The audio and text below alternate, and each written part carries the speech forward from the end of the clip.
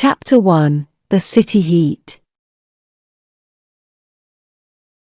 When we get to Polreath on Saturday, I'm going to do nothing, said Anna. I just want to sit and have cool drinks and read and watch the world go by. Me too, replied Stephen. It was the hottest summer for 20 years. It had started at the end of May. Everyone thought the heat would only last for a few days, and then the rain would return. But this summer was different. And don't expect any intelligent conversation from me, Anna continued. It'll take a day or two for me to become a member of the human race again. Said Stephen, not really listening. What about this cottage we've booked? Do you think it's going to be all right? To be honest, I'm a bit worried about it. We were so late making our decision, and it was still available. Why didn't anyone else want it? It makes me think there must be something wrong with it. Don't worry. I'm sure it'll be fine. And even if it's not, we'll still be away from here. Just think, 3 weeks by the sea, without any work. It sounds wonderful. In the city, the heat was uncomfortable. People were not used to high temperatures day after day. Journeys to work became hot and sweaty, and increasingly bad-tempered in the crowded trains and buses. By the beginning of July, nobody could remember when it had last rained. Everywhere you looked seemed to be brown. The grass in the parks was burnt, and most of the flowers had died. The sun was burning hot, and the air seemed to be getting thicker and thicker. At the weekends, the place was empty as many people left for the countryside. But Stephen and Anna couldn't leave. Not until the weekend, anyway. Stephen was 32, with dark curly hair. He had noticed a few grey hairs that morning when he was drying it after his shower, but he didn't mind too much. In fact, he rather liked the idea of a few, which might make him look serious. But his face showed signs of stress and worry. Stephen left the flat just before 7. He was earlier than usual this morning because he wanted to avoid the rush hour, but it seemed as if everyone else had had the same idea. The roads were busy, and there had been an accident halfway along Sussex Gardens. He waited impatiently while the police sorted out the chaos, but by the time he arrived at work, he was late and not in a very good mood. He locked the Saab and went into the cool building. The offices of Jardine and Makepeace, advertising agents, were on the 14th floor of a modern block, with wonderful views over Regent's Park. But this morning, when Stephen found himself climbing the stairs, the lift was out of order again. He would happily have given up the views for an office on the ground floor. Please let everything go smoothly today, he said to himself as he made his way up the stairs. Stephen was worried about work. The agency had lost an important client that week. He felt that Charlie Jardine, the agency boss, blamed him. A couple of days before, he'd passed by Charlie's office and had heard him saying on the phone, "Yes, well, I'll have to talk to Stephen about that. He was the one working on their new advertisement." Stephen hadn't heard any more, but he thought that Charlie sounded a bit angry. He wondered if it was a bad time to go on holiday. Perhaps his job would disappear when he was away. But he didn't want to miss this break. And in any case, Anna would kill him if he suggested cancelling. So he said nothing to her about his worries. He often found it hard to talk about his problems, even with Anna. God knows why. She was usually willing to listen. In his mind, he would think through different ways of opening the conversation with her, but everything he thought of sounded so obvious. "I'm worried about work," or "I'd like to talk to you about something." In any case, he really preferred to work things out himself. but he knew he was not easy to live with when he didn't talk much. "Morning, Mark. Another lovely day," panted Stephen, and sat down to get his breath back. His shirt was wet and sticking to his back. "Morning, Stephen," said Mark. "I'm not sure if it is a lovely day. Claire's away. She's got food poisoning or something, so between us we've got to do her work as well as our own." "Oh, hell! Just what I needed to hear," replied Stephen. Anna's last day began even earlier. At 6:30 that morning, she yawned as she walked across to St. Philip's Hospital. It was another beautiful morning. For her, the best time of the day, when the air was still fresh and the day was still full of promise. Her nurse's cap sat comfortably on her short blonde hair. She looked fresh and efficient in her blue uniform. She loved her job as a nurse, but it was hard. There always seemed to be so much to do, more than ever since the new manager had arrived. "This weekend, when we're away," she thought, "I'm going to get up early and walk along the beach before anyone else is awake." Then she laughed at the idea of getting up early when she didn't have to. Well, maybe she would. Who knows? Holidays can change people. Maybe that's what she needed, change. She was 30 and had been working at St. Philip's since she'd finished her training. Perhaps it was time to move on. Later in the day, she went to say goodbye to Michael Barton, a favourite patient who was recovering from a major operation. "Have a wonderful holiday," he said. "Thanks, I will, and I hope I won't see you when I get back," replied Anna. And as soon as she said it, she realized what a stupid thing it was to say. "I mean, I hope you won't still be in hospital. You know, you'll be back at home," she said quickly. "It's all right, love. I know you weren't talking about me dying. I hope I don't see you either, although I'll miss you looking after me. Bye. All the best." She left the ward knowing that this time tomorrow she would be in a different world. She got off the hospital bus at the end of her street and walked slowly home, thinking about a cool beer in the back garden. They were lucky. Their flat was on the ground floor of a 19th century house, and the garden at the back was theirs. The garden wasn't big, but it was a wonderful place to escape to in the summer. She wondered what sort of day Stephen had had. She knew something was worrying him, but was too tired to do anything about it. Anyway, she knew from past experience that it was no use asking directly.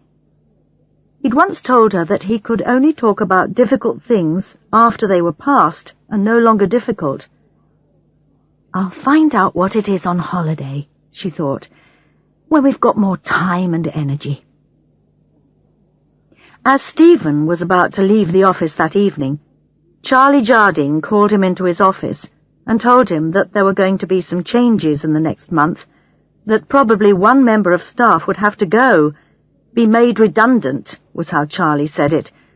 But Stephen thought, sacked, fired, dismissed, was what he really wanted to say. Then Charlie said, "But of course, I don't want to lose you." Why didn't that make Stephen feel better? He left work with a heavy heart. Chapter 2. On the Way. "Got everything?" asked Anna. "I don't care if we haven't," said Stephen. "Let's go. You drive." "Okay. We've got to stop at Rebecca's to leave our keys with her," said Anna, shutting the front door quietly behind her. "She said she'd come in and make sure everything is okay while we're away, remember? Oh, and did you write down our holiday address for her? She said she wanted it in case of emergencies, though I don't think I want to know if there are any emergencies, do you? No, where did I put the car keys?" "You always think you've lost the keys, and you never have," said Stephen. "I think you just say it to annoy me. Get in and drive. I've got the address for Rebecca, I've got the map, I've got the address of the cottage, and you've got enough bottles of suntan cream to protect an army. Now come on, we're wasting valuable holiday time. Right, I'll drive first. Why don't you go to sleep? I'll wake you when it's your turn to drive, said Anna. London looked a bit like a ghost town at 7 o'clock that Saturday morning. Either everybody had left it for their own holidays, or they were still in bed. It was good to leave the city behind as Anna set off west along the M4 on the 500-kilometre drive to Polreath. Polreath was a small, quiet fishing village on the northwest coast of Cornwall, with a few holiday cottages, 2 hotels, and the usual shops, bars and restaurants. It was famous for its seafood restaurants, lobsters, prawns, crabs, and relatively unspoilt. A great place to relax. It would take most of the day to get there, but Anna was happy to drive. It gave her time to think about last night, when Stephen had come home from work. He'd looked almost ill. He said it was only the heat and the traffic, and he just needed some peace and quiet. He had gone into the garden with a bottle of beer and walked around looking as if he was interested in the flowers, which she knew he wasn't. She had left him alone, and after a while he came in for dinner, seeming a bit more cheerful. They had had a perfectly pleasant evening, talking about arrangements for the next day, and had gone to bed without mentioning work. But later, she had woken up and heard him in the kitchen, talking to someone on the telephone. When he had come back to bed, she had pretended to be asleep. In the morning, neither of them had mentioned it. Oh well, when we've both relaxed, perhaps he'll talk about it, thought Anna. The sun was behind her, and she could feel its warmth on her shoulders. There wasn't much traffic about, so she put her foot down, and as the kilometres passed, she felt her head begin to clear of all the worries, the questions. She put a cassette on quietly, a little Mozart for company, perfect, and started to enjoy the drive. "Where are we?" asked Stephen sleepily. "We've just passed Bristol, so I suppose we're doing well," said Anna. "Your turn to drive." "OK. Let's stop and have a cup of coffee first." Anna turned into the next service area, where they had to queue for a fairly awful cup of coffee. Half an hour later, they were back on the road, this time with Stephen driving. He changed the music to an Ella Fitzgerald tape, and Anna attempted to sing along with her. "I think I prefer Ella Fitzgerald to you, if you don't mind," joked Stephen. "Sorry, this song always makes me want to sing," replied Anna. "Don't worry, I'll go to sleep in a minute." Stephen turned off the motorway. He reckoned it would take about another 3 hours to get to Polreath. Anna was asleep. She wasn't last night, though, when I came back to bed after that phone call, I know. She's not very good at pretending. Stephen looked at her lovingly. Perhaps it was a mistake to ring Mark, but I wanted to tell him what Charlie had said about making someone redundant. Now all I've done is make Mark feel bad, too. I must be going mad. Why did I tell him? He'll find out soon enough if he's going to lose his job. Anna moved beside him. "Not long now," said Stephen, trying to forget about work. "I'll be really happy to get out of this hot car, won't you?" "First thing I'm going to do is have a swim," he said. "What about unpacking the car and buying a few things like milk and bread for tomorrow's breakfast?" said Anna. "To hell with that. We're on holiday, and we're going to do what we want to do, not what we should. No more planning, no more thinking ahead, no more worrying." "I'll remember you said that. This sounds as if it's going to be an interesting 3 weeks. Chapter 3. Polreath. Their first view of Polreath was from the top of a hill. "Oh, look, Stephen, the sea, and lots of little boats. "It looks wonderful," said Anna. There was a big sign at the side of the road telling motorists not to drive into the village, that they must leave their cars in the car park. "Right. Let's leave everything here. I'm going for a swim," said Stephen. "Me too," replied Anna. They walked hand in hand down the steep, narrow street to the beach below. The water wasn't wonderfully warm. This was the Atlantic after all. But even so, that first swim was almost magical. Stephen lay on his back, looking at the sky and enjoying the first taste of freedom. Anna had swum quite a long way out, but was now coming up towards him. He turned towards her, and they managed a salty kiss. "Hello, love. Welcome to our new world," said Anna softly. "Hi, little one," he said. "You look 10 years younger already, and that's after only one swim." They kissed again. "Come on," said Stephen. "That's enough for now." "What, swimming or kissing?" asked Anna. "Both," he smiled, and kissed her again. They swam slowly back to the beach. The sun still felt warm, so they sat on the sand for a few minutes with their towels wrapped round them. Outside a pub, people were sitting with drinks and watching them in a leisurely way. Anna and Stephen, the only ones on the beach at that time, suddenly realized that everyone's eyes were on them, so they picked up their things and left. "We'd better go and introduce ourselves to Mr. Goddard and get the key for the cottage," Stephen said. "He said to come to his house. What was it called, Anna?" "Seahorses," she replied. "We passed it on the way down the hill." "Look, you go. I want to change my clothes." "I don't know. One look at you in your swimsuit and he might put the price down," he replied. "Very funny. I'll wait on the corner over there," she said, giving him a little push. Anna watched as Stephen knocked on the door of Seahorses. A youngish man appeared, and she could hear Stephen introduce himself. "Mr. Goddard? Hello, I'm Stephen Martins. Sorry about my appearance, but we got so hot travelling down here that we had to have a quick swim," he said. "No problem. I'm pleased you've arrived. I'm Tristan Goddard. Welcome." He looked over Stephen's shoulder and saw Anna standing at the corner. She gave a small wave and smiled. "Oh, that's Anna," said Stephen. "She said she'd come and introduce herself when she's changed." "Fine. Well, look, this is the key for Dolphin Cottage. Go down to the harbour, turn right, and follow that little road until you come to a stone cottage. You can't miss it. It's the only one with a green door." "Thanks. By the way, what about cars in the village?" Stephen asked.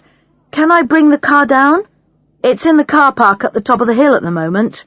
"Yeah," replied Tristan. "You can bring it down to unpack everything, but then you'll have to take it back up to the car park. We're trying to keep the village free of cars as much as possible.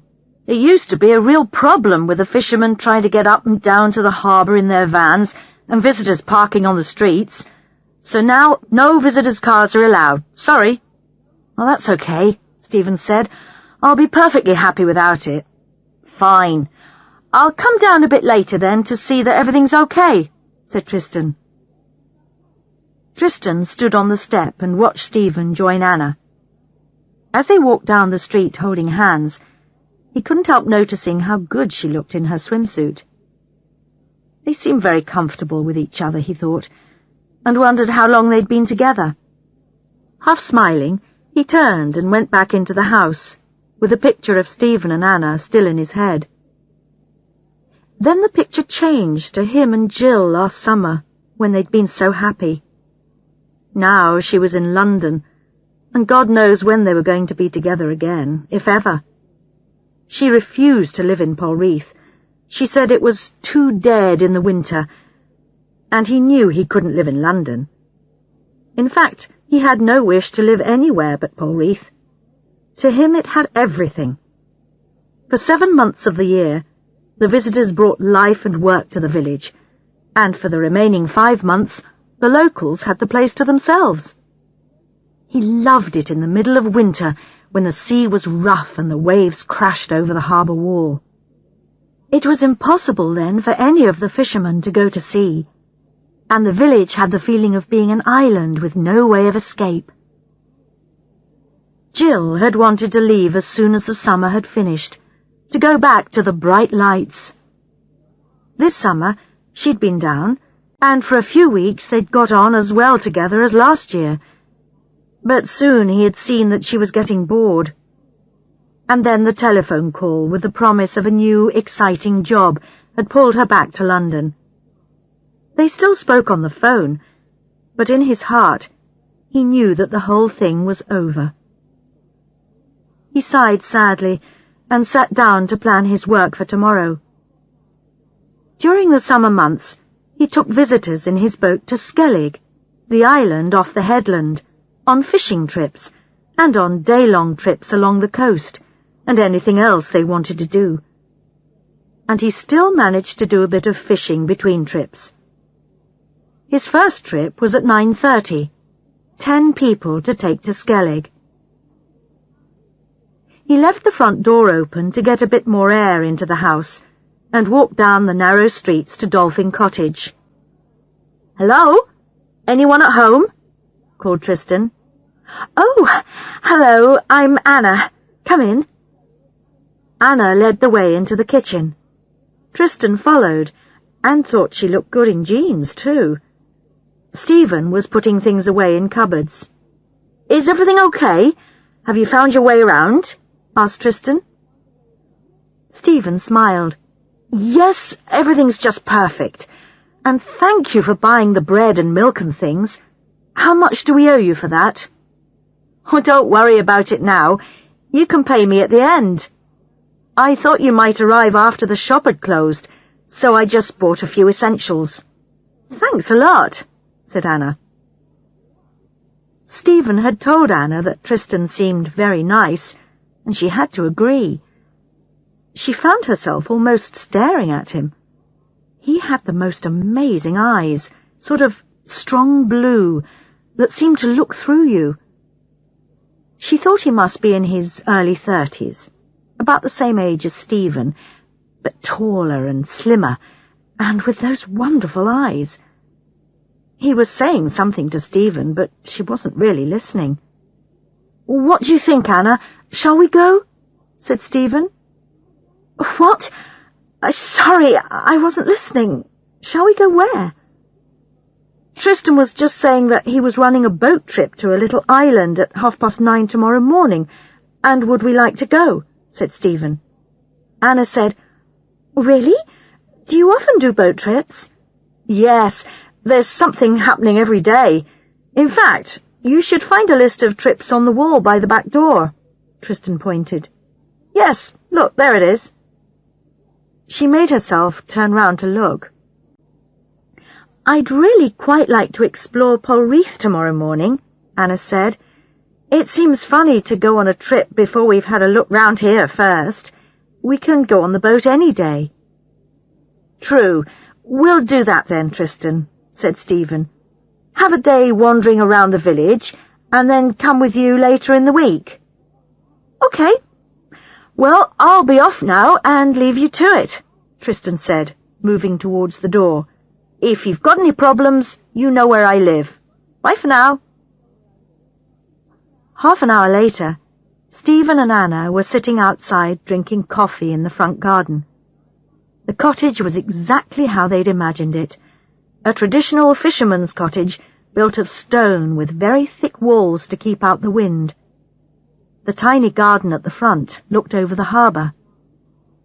"I can't believe our luck.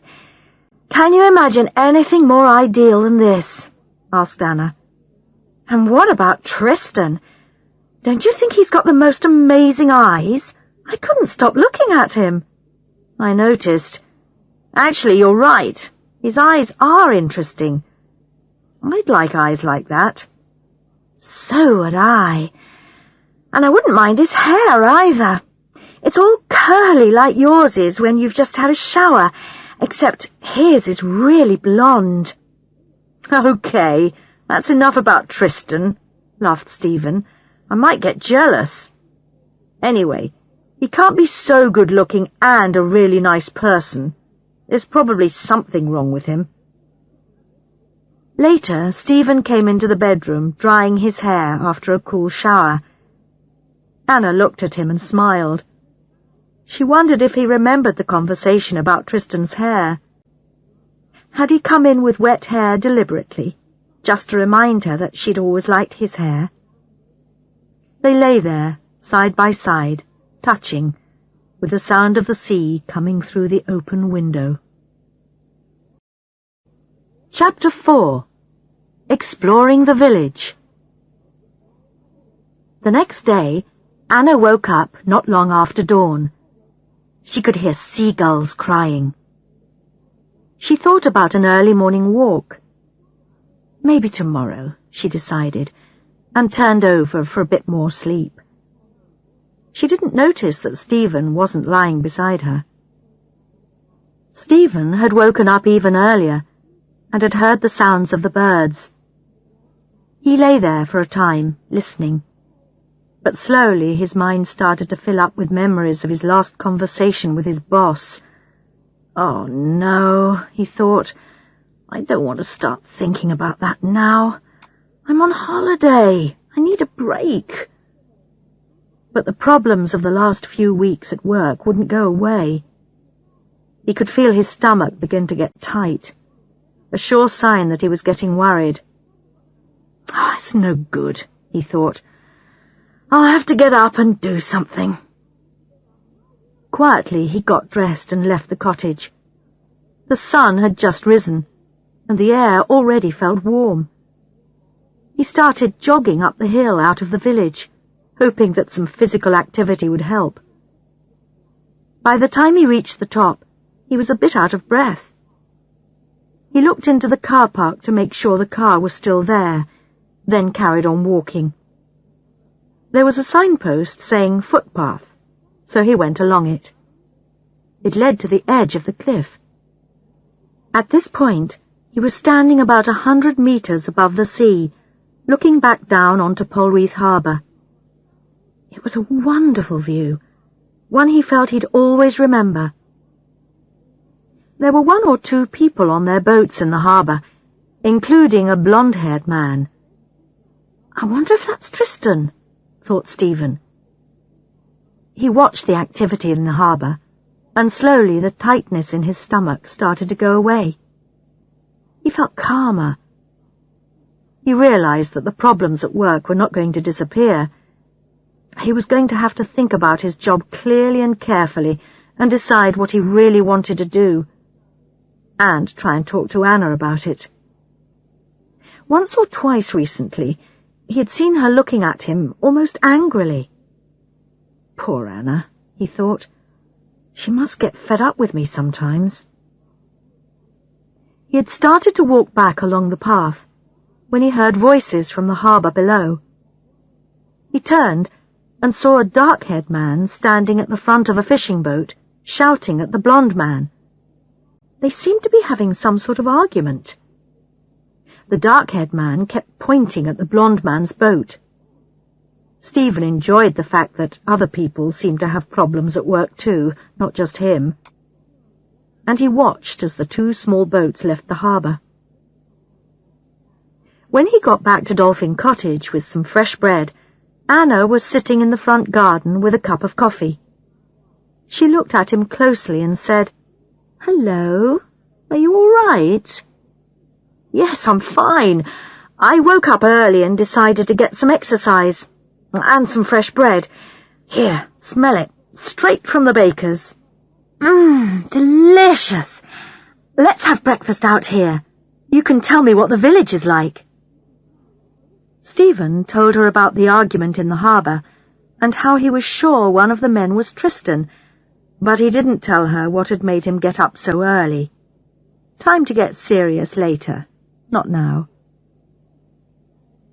Stephen and Anna spent the rest of the morning wandering round the village. They walked up and down the narrow streets and paths, looking at everything. Most of the houses near the harbour were like theirs, old stone cottages. There were one or two which were obviously holiday cottages, but most of them still seemed to be lived in by local people. A bit further away from the harbour, it seemed to be more mixed. Some more modern houses, and one or two very fine ones, which had probably been built when it had first become fashionable for city people to take their holidays by the sea. In one of the small side streets, they found Philpot's, a restaurant specializing in seafood. The menu promised lobster, crab and fish, all freshly caught. "This looks wonderful! And look at the prices! This lot would cost twice as much in London." Stephen felt a hand on his shoulder. "Morning." Tristan was standing behind them in shorts and a t-shirt. "You were up early today, Stephen? I saw you leaving the cottage." "Yes, I went jogging," replied Stephen. "I didn't see you, though." "I was on the boat, just going out for an hour or two's fishing," said Tristan. "Ah, so it was him," thought Stephen. "Did you catch anything?" he asked Tristan. "I just put down the lobster pots. I'll go back later and pull them up. I usually get a few, and then sell them to this place. So if you eat here tonight, they might be serving my lobsters," said Tristan, looking at Anna. "Great," said Anna. "How was the trip to the island?" "Oh, fine. I left the people there for the day. There's not much to do, but that's what's attractive, I suppose. They just walk round, look at the few people who actually live there, and think how wonderful it'd be to have a house on a small island. They see it on a wonderful sunny day like today and don't think about the times in the winter when it's cut off for days by the storms. But it's a very special place, and you need to be a special kind of person to be able to enjoy it." For some reason, Stephen felt Tristan was that special kind of person, a man who would be happy with his own company. "Well, see you later. Have a good day," said Tristan, and walked off in the direction of the harbour. "Let's go and have lunch in that pub by the beach and plan the rest of the day," said Anna. "Okay," replied Stephen. Well, we now know two things about Tristan. One, not everybody here likes him. Remember I told you about that argument in the harbour this morning. And two, he seems to have strong feelings about the island. And three, he's got nice legs, said Anna, as she watched him climb onto his boat. Anna, can't you think of anything except his eyes and legs? Honestly, and they say it's men who think about sex all the time. Stephen's voice sounded half serious. Actually, he was a bit surprised. He'd never known Anna talk so openly about a man's physical appearance. He didn't quite know whether to be worried about it. It's all right. I'm only joking. I'm sure he's a very interesting person, as well as good to look at. At the Fisherman's Arms, they had crab salads and ice-cold beer. They sat outside in friendly silence and watched the activity on the beach. Shall we walk over in that direction this afternoon? Stephen pointed to the left. We could go along the coast path, see what there is over the hill. Okay, but let's not hurry off just yet, said Anna. They got some more drinks. Anna stretched out her long legs in the sun and started to read the guidebook for the area. Stephen watched her while drinking his beer. Everything about her seemed so familiar. She looked so happy sitting there, like a cat in the sun, he thought. She's got a lovely face, so full of life and smiles, except when I worry her with my silences. He suddenly heard a loud voice behind him. Bloody Tristan, said a man at another table. He thinks he owns the village. Why does he want to buy another house? He's already got 2. How many more does he want? Shh! Not so loud, Jack. In any case, you don't know if he does yet, said the man sitting with him in a low voice. Well, you heard him asking about how much the cottage was being sold for. He wants it, I'm sure, said Jack. Then he'll rent it out as a holiday place, just like he's done with Dolphin Cottage. Anna and Stephen sat there, pretending not to listen. Come on, he's got to rent Dolphin Cottage out. He can't live in two places at once, can he? In any case, that woman, what's her name, Jill, has been living there, the other man said. Well, she doesn't live there now, does she? Replied Jack. I don't know. He talks a lot about trying to keep the village the same, unspoilt, that's what he says. But if you ask me, it'll be ruined in a few years' time. This place has stood here for a few hundred years. I'm sure it'll go on a bit longer. Anyway, I don't believe Tristan will buy another cottage. Why should he? I asked him this morning, and he didn't say no, Jack answered. Knowing you, you probably didn't give him time to answer your question before you got angry with him, the other man replied. The man called Jack left the pub, still complaining about bloody Tristan. The other man stayed at the bar, staring into his beer. Help, whispered Anna. I'm glad he didn't realise we were the people renting Dolphin Cottage. Come on, said Stephen, standing up. Let's go for our walk. They walked out of the village along the coast path. Although they talked about what they'd heard in the bar, they were not really worried, just interested in the life of the village and what part Tristan Goddard played in it. They knew that over the next 3 weeks they'd probably discover what it was all about. They followed the path through some trees, happy to escape from the hot sun for a while. Eventually they walked round a corner and came to a wide bay with people surfing on beautiful white waves. Hey, that looks fun, said Stephen. I've always wanted to try it. I did it once when I was about 15, said Anna. I wasn't very good at it. Every time I stood up, I fell off. But I'll have another go. Age might have improved my balance. A woman in the beach shop told them they could hire surfboards there, and if they wanted, they could also have lessons. Right. So there's no reason why we shouldn't try then. Thanks for the information. We'll be back another day, Stephen smiled. They walked slowly back towards Polreath, changed into their swimming things at the cottage, and went down to the beach.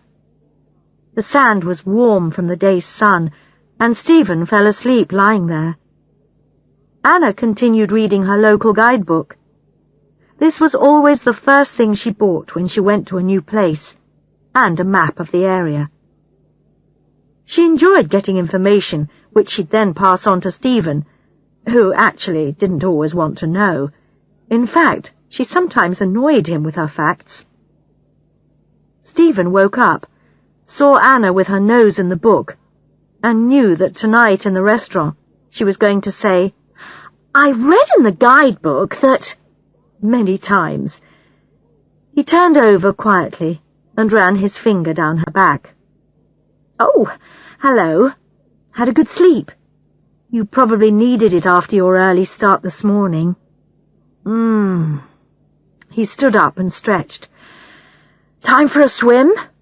Why not? She replied. Then I'm going home for a quick sleep before dinner.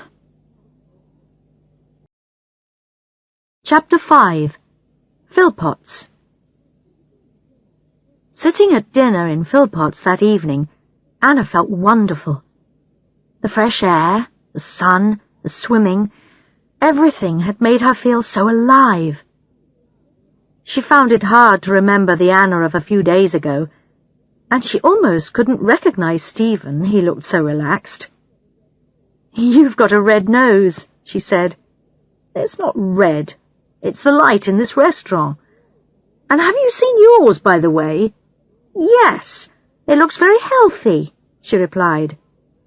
Why is mine red and yours healthy? He laughed. "What are you having?" she asked, changing the subject. "Need you ask?" said Stephen.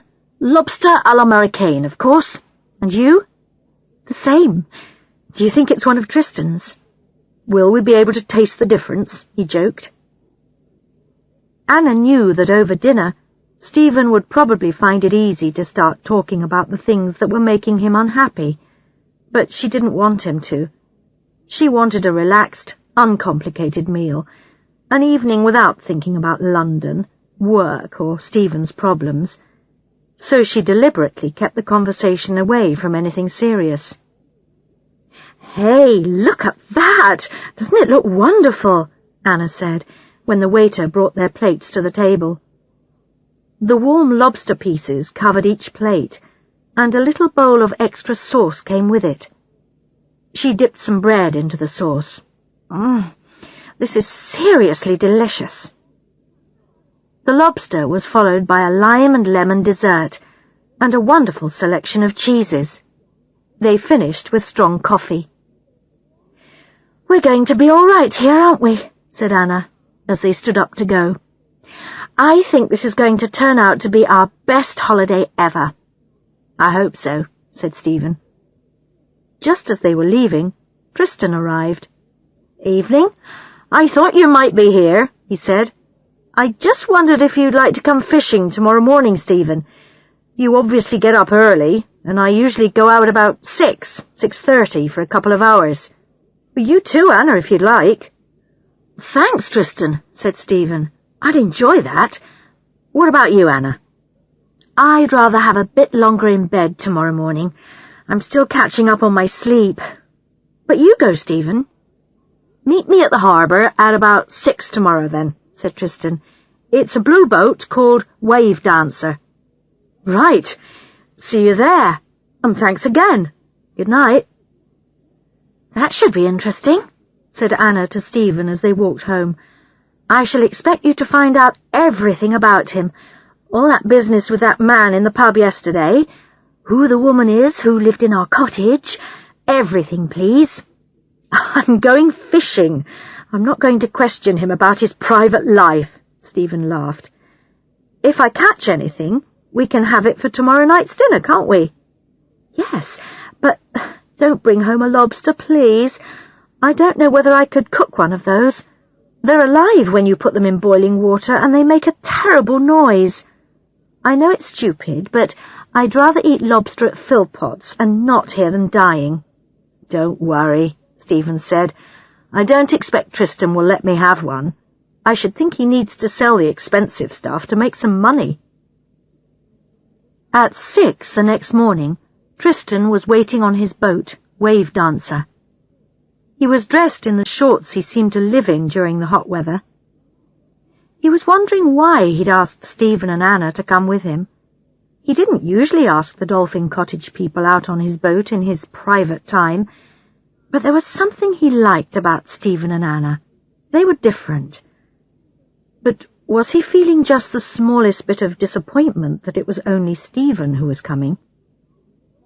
He turned and looked up at Dolphin Cottage, just in time to see Stephen coming out, pulling a black T-shirt over his head. A few minutes later, he jumped onto the boat. "Am I late?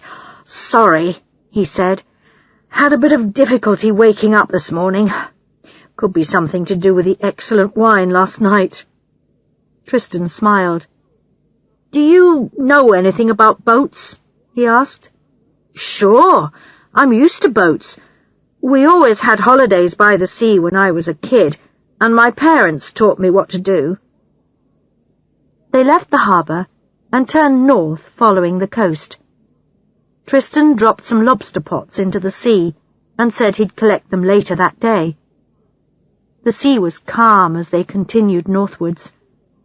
It was a bit cooler on the water than on the land, and Stephen was pleased he'd remembered his sweater. He'd left Anna in bed, sleeping like a baby. She hadn't even woken up when he'd dropped his keys on the floor. Lucky her. Being out on the sea was beginning to work its magic. As the boat rose and fell gently, Stephen remembered his excitement as a child on fishing trips with his father. His memories of his childhood holidays were of fishing with his father for hours, not saying much, but enjoying the activity. It was one of the few times they'd spent a lot of time together. Now it was too late. His father had died a year ago from an unexpected heart attack, leaving Stephen full of things he'd wanted to say to him. Today the sea was calm. The sun made the tops of the waves dance and shine. And when Tristan stopped the boat, there was silence. No more noise from the engine, just the rather sad sounds from a few seagulls. Together they started fishing off the back of the boat. After a few minutes, Tristan said, "Got one." He pulled in the fish and said, "A mackerel. Nothing special, but quite nice grilled on the barbecue. Right, I can relax now. I always think it's a good sign to catch the first fish quickly. I think we're going to have an excellent couple of hours." "I hope so," replied Stephen. "Anna wants something for tonight's dinner." "Are you both okay in Dolphin Cottage?" "It's not very modern, I'm afraid. I haven't done much to it, really. My grandmother lived there all her life, and she left it to me when she died 4 years ago. We love it. Actually, I don't think we'll ever want to leave it." Tristan looked at him rather sharply. "Sorry, have I said something wrong?" said Stephen. "No, not at all." Tristan shook his head. "I was just remembering someone else who said that about the cottage. But in fact, she did leave in the end." "You're very lucky to live in such a beautiful place. Have you always lived here?" Stephen was interested in getting people to talk about themselves, and it was easier than talking about himself. "Yes, except when I went away for 4 years to university." Stephen hadn't expected that. Apparently, Tristan had left Polreath when he was 18 and had been very excited about living in a city. But he'd found that he missed the sea and the open spaces. "Now, when I have to go to London, I look at people's faces and see how difficult life is for a lot of them," Tristan explained. "All that running about and all that fear. You know, fear of crime, fear of losing your job. I couldn't live like that. I've tried and I know. Polreath is home for me. I know it is." "Have you got any family here?" asked Stephen. "Only my sister now," Tristan replied. "My parents moved away when my father retired from fishing, but my sister and I are very close. She's happy here, like me." Stephen listened to what Tristan was saying, and for the first time he began to feel he understood. Of course, he'd heard other people say how hard city living was, and he'd even said it himself. In fact, last year, when they were on their way home from 2 weeks' holiday in Greece, he'd suggested to Anna that they should sell their house and move to somewhere peaceful. But he'd known it was only a dream. When he'd gone back to the agency the following Monday, he found he enjoyed the office politics and the competition for new business. It made him feel alive and at the centre of things. But now something was different. Perhaps it was because everything at work was so uncertain. Again, there was silence in the boat. Both men watched the water to see if any fish were biting, and both men were deep in their own thoughts. They each caught some fish, mainly mackerel, and Tristan talked a little more about Polreath and his life there. Stephen liked the easy way in which Tristan talked. He knew that that was how Anna would like him to be. "Well, we'd better go back, I suppose," said Tristan. "I've got a trip to do later." "How many have you caught?" "4. Not bad for a city boy," Stephen replied. There was something in Stephen's voice that made Tristan look at him. Chapter 6. The Phone Call. Anna was in the front garden of Dolphin Cottage, and she waved as she saw the boat come into the harbour. "You two seem very happy together," said Tristan. Yes, Stephen agreed.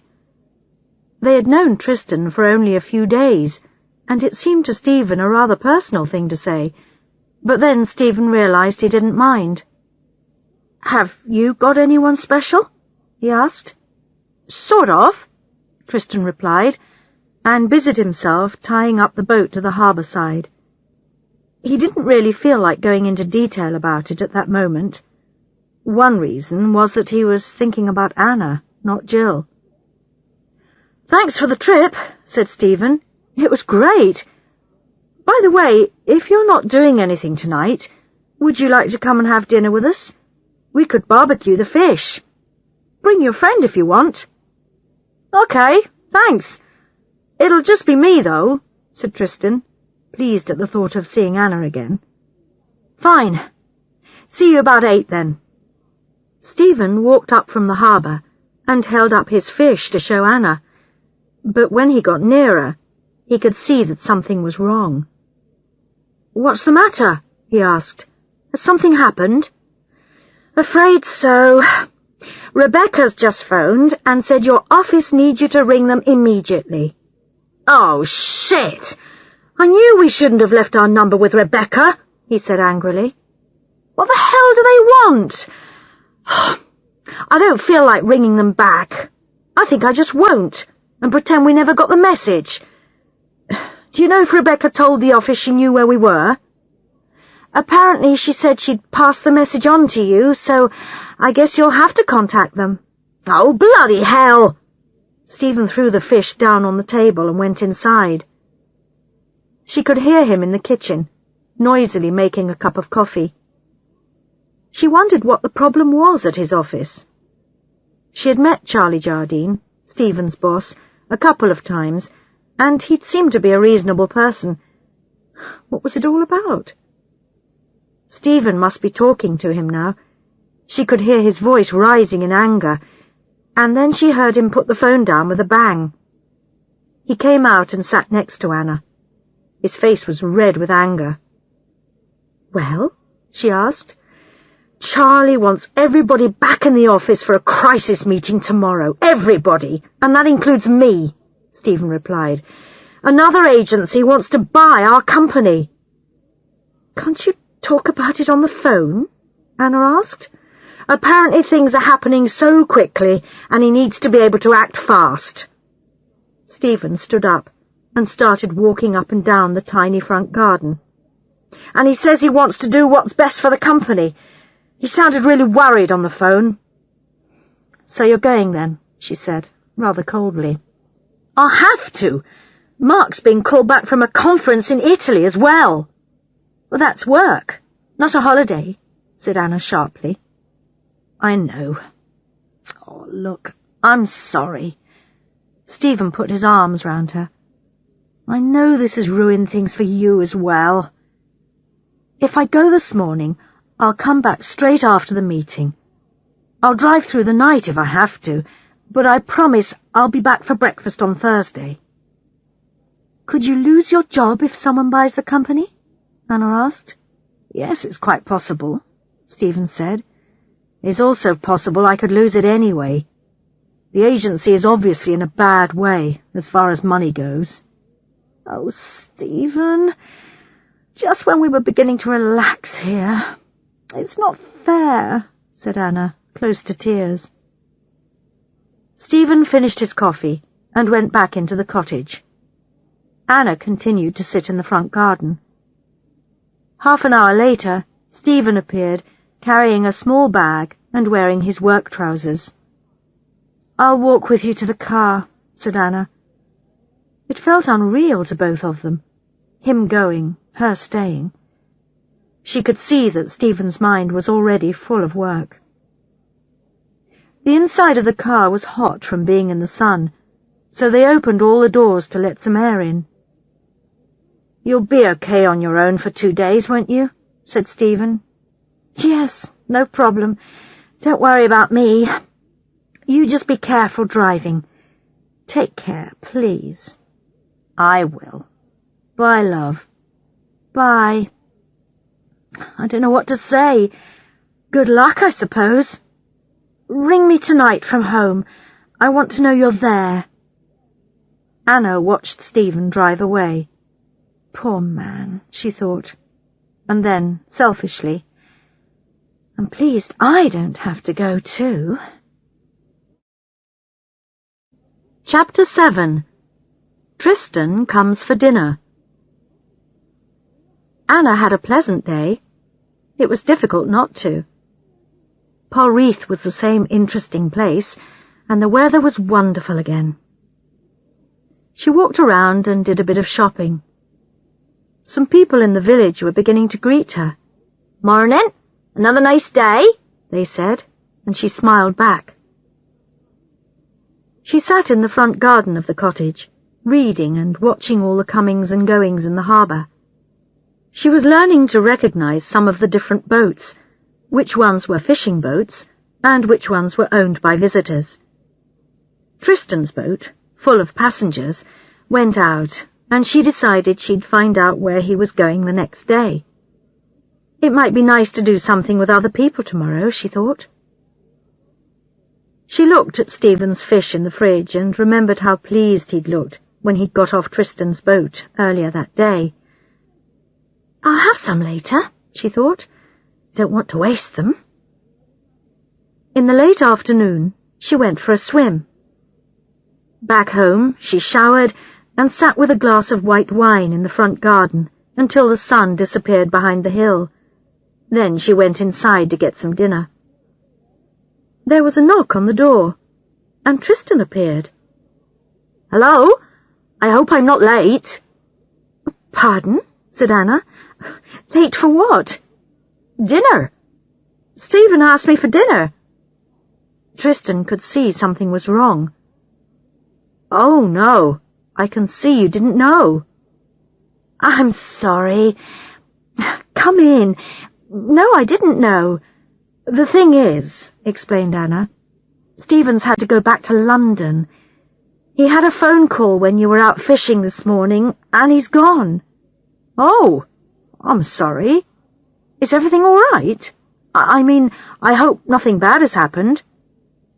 Tristan meant what he said, but if he was honest with himself, he was also pleased that Anna was now here alone, without Stephen. "It's a crisis at work," Anna said. "He didn't want to leave, but he'll be back on Thursday, he says." "Oh, good.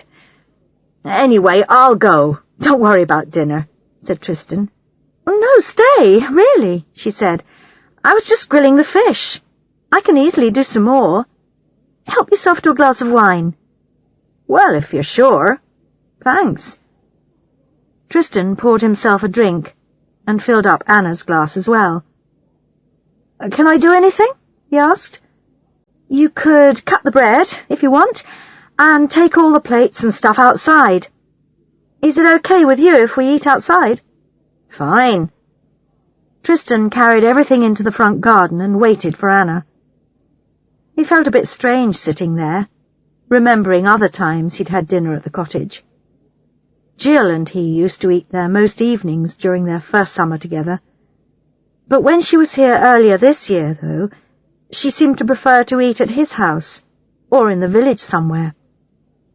The cottage had become Jill's private world. Anna brought the fish. Strange, he thought to himself. There's Jill and Stephen in London, and Anna and me here. Tristan talked a bit about his day. After the fishing that morning, he'd been quite busy. 2 trips with a full boat each time, up the coast, looking at the land from the sea. He seemed surprised when she asked him if he ever got bored doing the same trips every week. "Never bored," he said. "Annoyed, maybe, at some of the stupid questions people ask sometimes. But basically, I can't think of a better way of earning a living." The phone rang and made them both jump. "That'll be Stephen, I hope," said Anna, and went to answer it. Tristan sat and thought how much he liked Anna's company. She came back out a few minutes later. "Yes, it was. He said sorry about tonight, about forgetting to tell me you were coming to dinner, and he says London is hot airless and dirty." "Does he enjoy his job, whatever it is?" asked Tristan. "He works for an advertising agency. To be honest, I don't know if he does enjoy it anymore. He used to, but recently something's changed. Maybe he's changed. He was hoping, well, actually, I was hoping, this holiday would give him a chance to have a good think about it all. Perhaps now the decisions will be taken for him. He may come back on Thursday without a job. But I'm sorry, you probably don't want to hear all that. You were just being polite." "No, I wasn't, if you understand me. I'm interested. I like the little I know about Stephen. I enjoyed our fishing trip this morning." Tristan paused and then said, "Maybe it's my turn, to be honest. You see, you and Stephen make me think about myself and my, I don't know what to call her, woman friend, girlfriend, whatever." Anna waited for him to go on. He told her about Jill and him, and the difficulties of continuing a long-distance relationship. He spoke quite openly about it all. Anna couldn't help comparing him with Stephen. Stephen always had such difficulty trying to explain something personal. The death of his father had hit him hard, but he still hadn't really talked about it with her. Only once, about 3 months ago, when she'd found him in the kitchen crying. Then he'd managed to talk about it a bit. Poor darling Stephen. People who only saw his public face just didn't know him.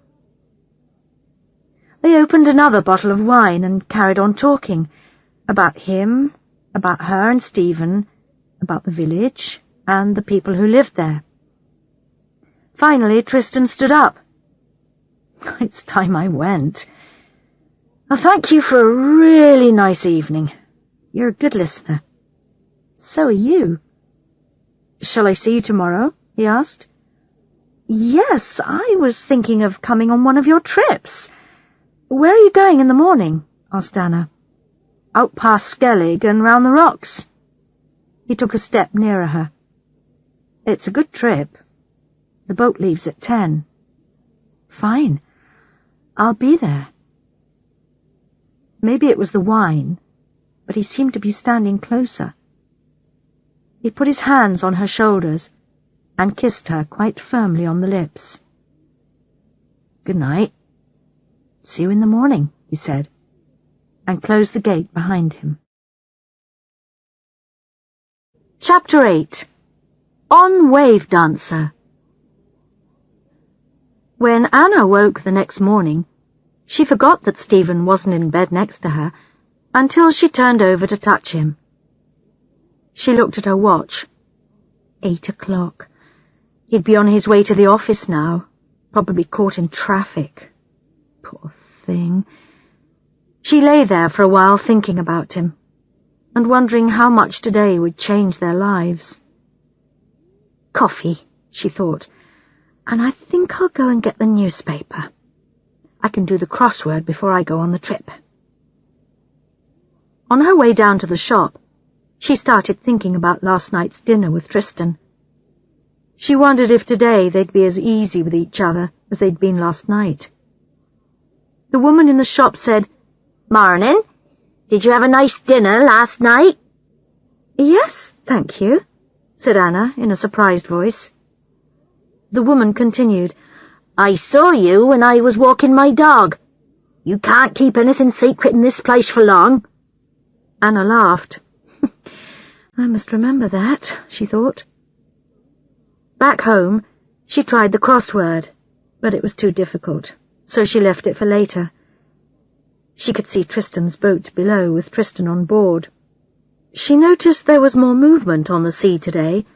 It wasn't rough, but the boats were moving up and down a little. She went inside to collect her backpack from the cottage and went down to the harbour. Tristan was by the boat, talking to another man. "Morning, Anna," said Tristan. "Everything okay? Oh, this is Gary. He works with me on the boat trips. Anna's staying at Dolphin Cottage," he said to Gary. They smiled at each other. Gary looked at her quite closely, and she wondered if they'd been talking about her when she arrived. "I haven't got a ticket or anything for this trip," said Anna. "Do I need one?" "No," replied Gary. "You pay on the boat. Have you got a jacket or something with you? You might need it today. We were just saying that the sea'll probably be a bit rough on the other side of the island. The water comes over the boat in certain places. Sit near the front on the right side if you don't want to get wet," Tristan added. "All right, thanks." He jumped onto the boat and then turned to help Anna. He held out his hand and took hers very firmly. He kept hold until she had sat down.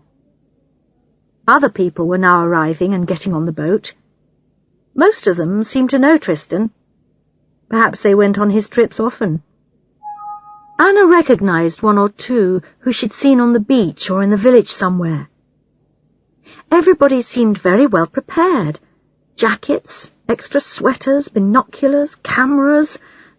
Ready for a transatlantic expedition, she thought. Then she looked at Tristan and Gary in their shorts and T-shirts and wondered which group had got it right. Tristan started explaining to everyone where they were going and what they might see on the trip. This gave her a good chance to look at him carefully. He told a few funny stories, and the passengers laughed in the right places. Anna found herself thinking how attractive he was, and not just physically. He had an air of confidence about him that she liked. But then he must have felt Anna's eyes on him, because he turned towards her, and she blushed. She could feel her cheeks going red, just like a schoolgirl caught doing something wrong. How embarrassing.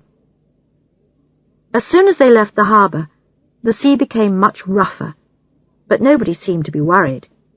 In fact, it was quite fun trying to move your body with the movement of the boat, a bit like riding a horse, Anna thought. Once or twice, when the boat went into a wave, water came over the side, and again people seemed to think it was all part of the fun. They passed the island and moved on towards the rocks. From Pole Reef, you couldn't really see very much beyond the island, so Anna was surprised at the size of some of the rocks, almost like mini islands. Tristan took the boat close in and slowed the engine. "There are very often seals around here. In fact, we might see some young ones. The first ones are usually born around this time," he said quietly. "Look," said a man at the back of the boat. "There are two in the water over there." Everybody focused their binoculars where he was pointing. The heads of two adult seals appeared and then disappeared behind a wave. Someone tried to take a picture. Tristan took the boat in and out of the rocks. They managed to see some seals out of the water, lying on rocks, almost sunbathing, but no young ones. They were about to turn for home when Gary saw something white on the rocks just above the water. It was a very young seal. "Don't make too much noise," said Tristan. "We don't want to frighten it, or worry its mum wherever she is. This is the first one I've seen this year. I guess it's only a few days old." Not many people on the boat had ever seen a young seal before, so they were really pleased. Anna thought how helpless it looked, all by itself on the rock. And as if he knew what she was thinking, Tristan said, "The first few days are dangerous ones for the young. Some of the bigger seabirds attack them. They go for their eyes." The boat was moving up and down quite a lot, and it was difficult to stand. Suddenly, the boat was caught by a bigger wave, and an elderly woman fell sideways. In trying to save herself, she hit her arm on the side. Immediately, people crowded round her and started talking. "Are you all right? Here, let's get you up onto a seat. Just sit quietly for a minute. Oh, what a nasty shock." Tristan moved the boat out into deeper water, away from the rocks. He looked at Anna, and his eyes seemed to be asking her, "Could you?" She went over to the woman. "Would you like me to look?" she said. "I'm a nurse." I'm all right, she said. Oh, I think I just hurt my arm, that's all. Anna moved the woman and her husband up to the front of the boat. She looked at the arm, which was quite red and already beginning to get bigger. Very gently, she pressed, and the woman made a small sound. "Well, Mrs. Anna began. Sheila, the woman said. "Sheila, I don't think you've broken it, but it'd be a good idea to have it x-rayed when we get back, just to make sure." Anna looked up. "Tristan, where's the nearest place for that?" "The cottage hospital in Kingham. It's not far. I'll take you in the car, Mrs. Taylor." Anna found a bandage in the first aid box and tied Mrs. Taylor's arm up. The poor old woman had gone a bit white now and was shaking. Someone passed her a cup of tea. I was right, thought Anna. They came prepared for anything. By the time they reached Polreath, Mrs. Taylor looked better, but her arm was clearly giving her a lot of pain. Fortunately, Tristan's car was near the harbour, and Mr. and Mrs. Taylor got in the back. "Would you like me to come too?" asked Anna. "Please," said Tristan. He looked more worried than anybody. I wonder if he's insured for accidents, she thought. I suppose something like this is not good for his business. The X-ray showed bruising, but the arm wasn't broken. "I'm really sorry, Mrs. Taylor," said Tristan. "It's not your fault," she replied. "You're not responsible for the sea. I shouldn't have been standing up." "Well, let's go back home. I'll buy everyone a drink when we get back. I think we all need one," Tristan said. The Taylors didn't want a drink, so Tristan and Anna left them at their hotel. "Your arm will hurt a lot tonight," said Anna, "so take some aspirins before you go to bed. They'll help with the pain." "Thank you for your help," said Mr. Taylor. "We'll probably see you around somewhere in the next day or two." "Poor old thing," said Anna, drinking her beer in the fisherman's arms. "She was lucky today, but I don't think she'll be doing much for the next couple of days. That arm will hurt for a bit." "I was lucky," replied Tristan with a shake of the head. "It's fortunate she was so nice about it. Someone different might have complained and spread the word about. People would soon begin to think I was a bit careless with my passengers, and there are 1 or 2 people in this village who would be quite happy to see me lose business." "Really? Why?" asked Anna. "Oh, jealousy, I suppose," Tristan replied. "It's a small place, Polreath. Feelings get a bit strong sometimes." "Have they got reason to be jealous?" Anna asked, remembering the conversation that she and Stephen had heard in the bar the other day. "Well," he laughed, "I'm not sure I'm the best person to answer that. You should ask them. People might think I've got a good life, what with a boat and 2 cottages." "And maybe a 3rd cottage to come?" Anna added. "Why do you say that?" Tristan asked sharply. "Sorry, I shouldn't have. I was just repeating something we heard about you in here the other day," Anna said, wishing she hadn't asked. "A guy called Jack was saying that you were interested in another cottage in the village." "Ah, Jack. There you are, you see. The stories that spread in a small village." Tristan looked a bit angry. "Well, look, I'm sorry," Anna said quickly. "It's none of my business. Shall we change the subject? I meant to say earlier how much I enjoyed the trip, except for the accidents, of course. You made it interesting for everyone. Thanks." There was a bit of an uncomfortable silence. Tristan stared into his beer and then said, "I don't want another cottage. I was interested in the price because it's more or less the same size as Dolphin Cottage, and I wanted to know how much I might be able to sell that for." "You want to sell Dolphin Cottage?" said Anna in complete surprise. "Oh, don't! It's too lovely to lose."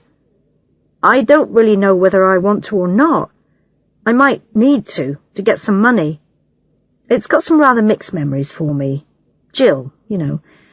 And as you now understand, owning 2 places can cause bad feeling. Anyway, I've got to go. Believe it or not, I've got another trip to do.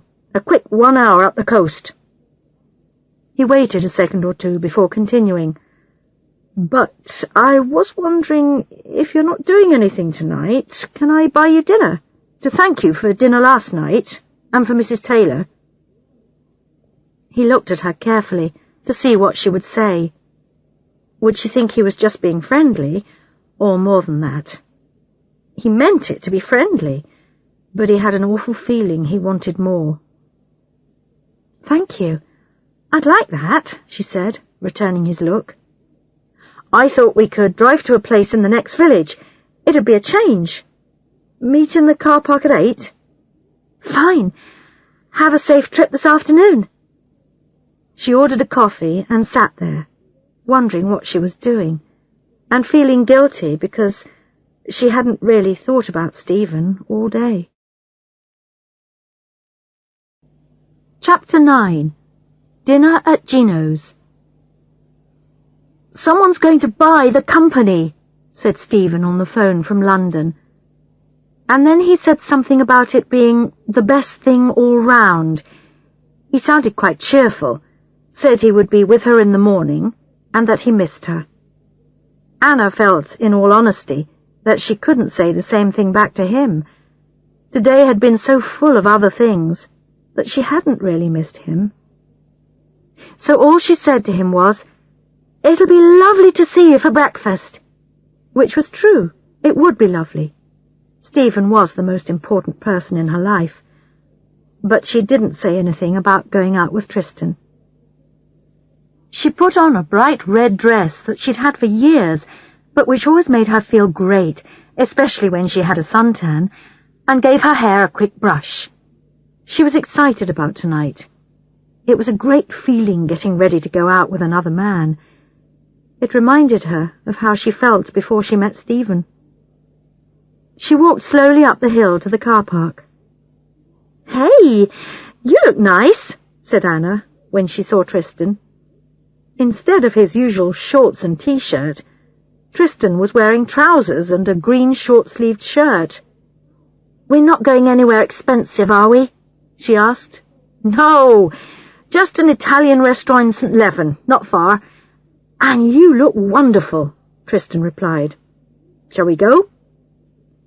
Tristan's car smelt of fish. The whole of the back was full of nets. "Does it smell?" he asked, when he saw Anna's face. "It just seems normal to me."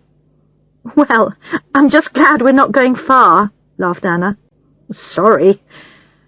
Actually, all I can smell is your perfume." "Have you heard from Stephen?" asked Tristan. "Yes, he just rang," replied Anna. "He seemed fine. He said he'd be back tomorrow for breakfast." "Is he driving down overnight then?" asked Tristan. "Yes, I guess so.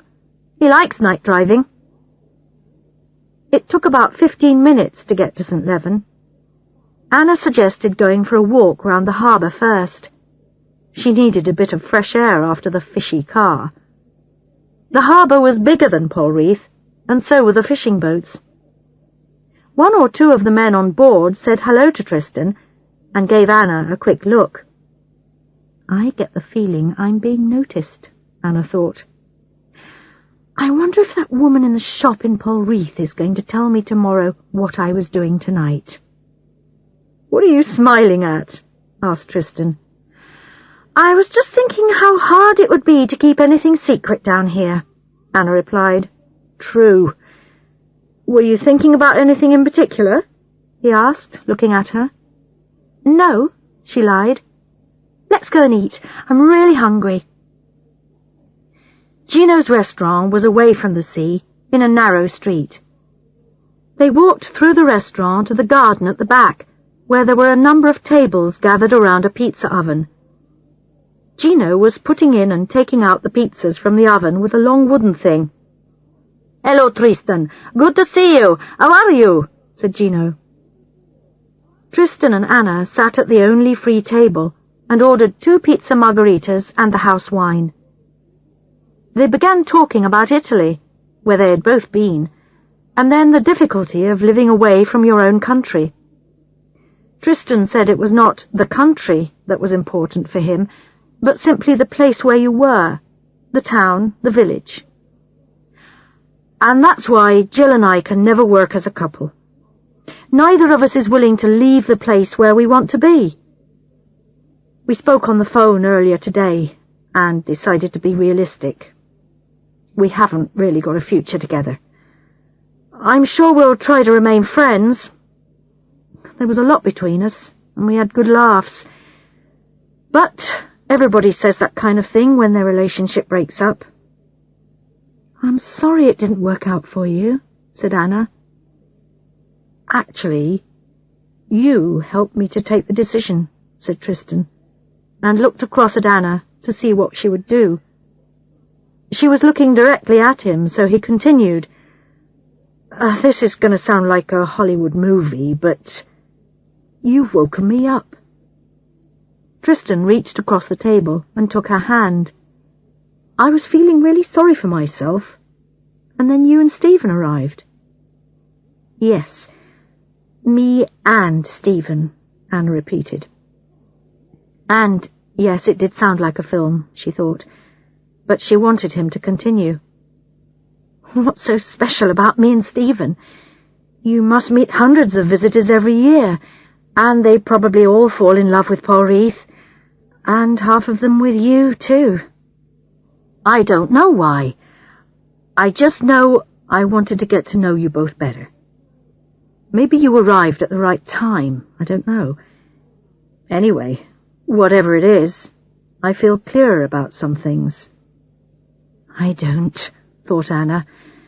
I feel confused. Why is he holding my hand? Would he be holding Stephen's hand too if he was here? But now there's another problem, he went on. I think we're attracted to one another. Anna pulled her hand away. How could he say that? He'd just been talking about her and Stephen, and now he was saying this. How could he? 5 minutes ago, he'd been talking about breaking up with Jill. That can't have been easy to do. And here he was, saying he was attracted to her. It sounded like throwing off one pair of shoes and trying on a new pair. What was he doing? I'm sorry. I shouldn't have said that. No, you shouldn't, said Anna. But it's true, isn't it? Tristan said softly. Yes. And she picked up her glass to hide her confusion. But I don't intend to do anything about it. I'm with Stephen, and we're happy, and you've confused me.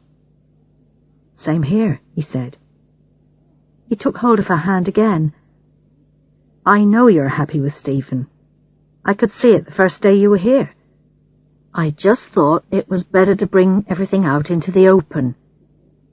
Sometimes if you don't talk about things, they become even more important. Maybe some things are better left unsaid. Stephen's coming back tomorrow, and in 3 weeks I'll have disappeared out of your life.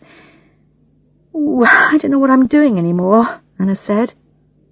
It's not a crime to find someone attractive, is it? He said. No, it's not. In fact, it's great in a way. But I've been with Stephen for 10 years, and this is the first time I've been in this situation. I don't know what to do. And by the way, Gino is looking at us. Let's talk about something else, please. And they did. They talked about food, and they slowly relaxed. But all the time, Anna was thinking. She did find him attractive, and if there were no Stephen, who knows what might happen. Recently she had felt excluded sometimes by Stephen. He had seemed to be in a world of his own, so it was wonderful to be the centre of Tristan's attention. Tristan's thoughts were going along similar lines. He didn't want to hurt anybody. Maybe he should have kept his mouth shut. That was his problem. He always had to say what he was thinking, didn't he? It had got him into trouble more than once in the past. Anna was a warm, open, lively woman, and he felt good when he was with her. But as she said, she would be leaving in 3 weeks, so there was no point in letting things go any further. They got up to leave, and Gino came over. "Cheerio, my friend," he said. "And my friend's friend," he said, looking at Anna. "Hope to see you again. Be good." An interesting choice of words, thought Tristan, as they stepped out into the street. "Gosh, Tristan, the smell of fish in your car is quite powerful. We'll have to drive with the windows open," said Anna. Sitting in the car on the way back to Polreath was not very easy, and it wasn't just because of the fishy smell. They were both very conscious of each other sitting close by. Tristan parked the car above the village, and they got out. "Let's just walk for a bit," said Anna. "I don't want to go back to the cottage yet." They took the path along the top of the cliffs. It was dark, but the moon was bright enough so there was no danger of them walking over the edge. In places the path was quite narrow, where it passed between bushes, and Anna walked in front. Being in front made her feel as if she was in charge of the situation. Then she heard something move just ahead, an animal probably, and she stopped suddenly. Tristan walked into the back of her. She jumped and half turned round. They were standing so close. She reached up and touched his face with her finger. He put his arms round her, and they kissed, long and hard.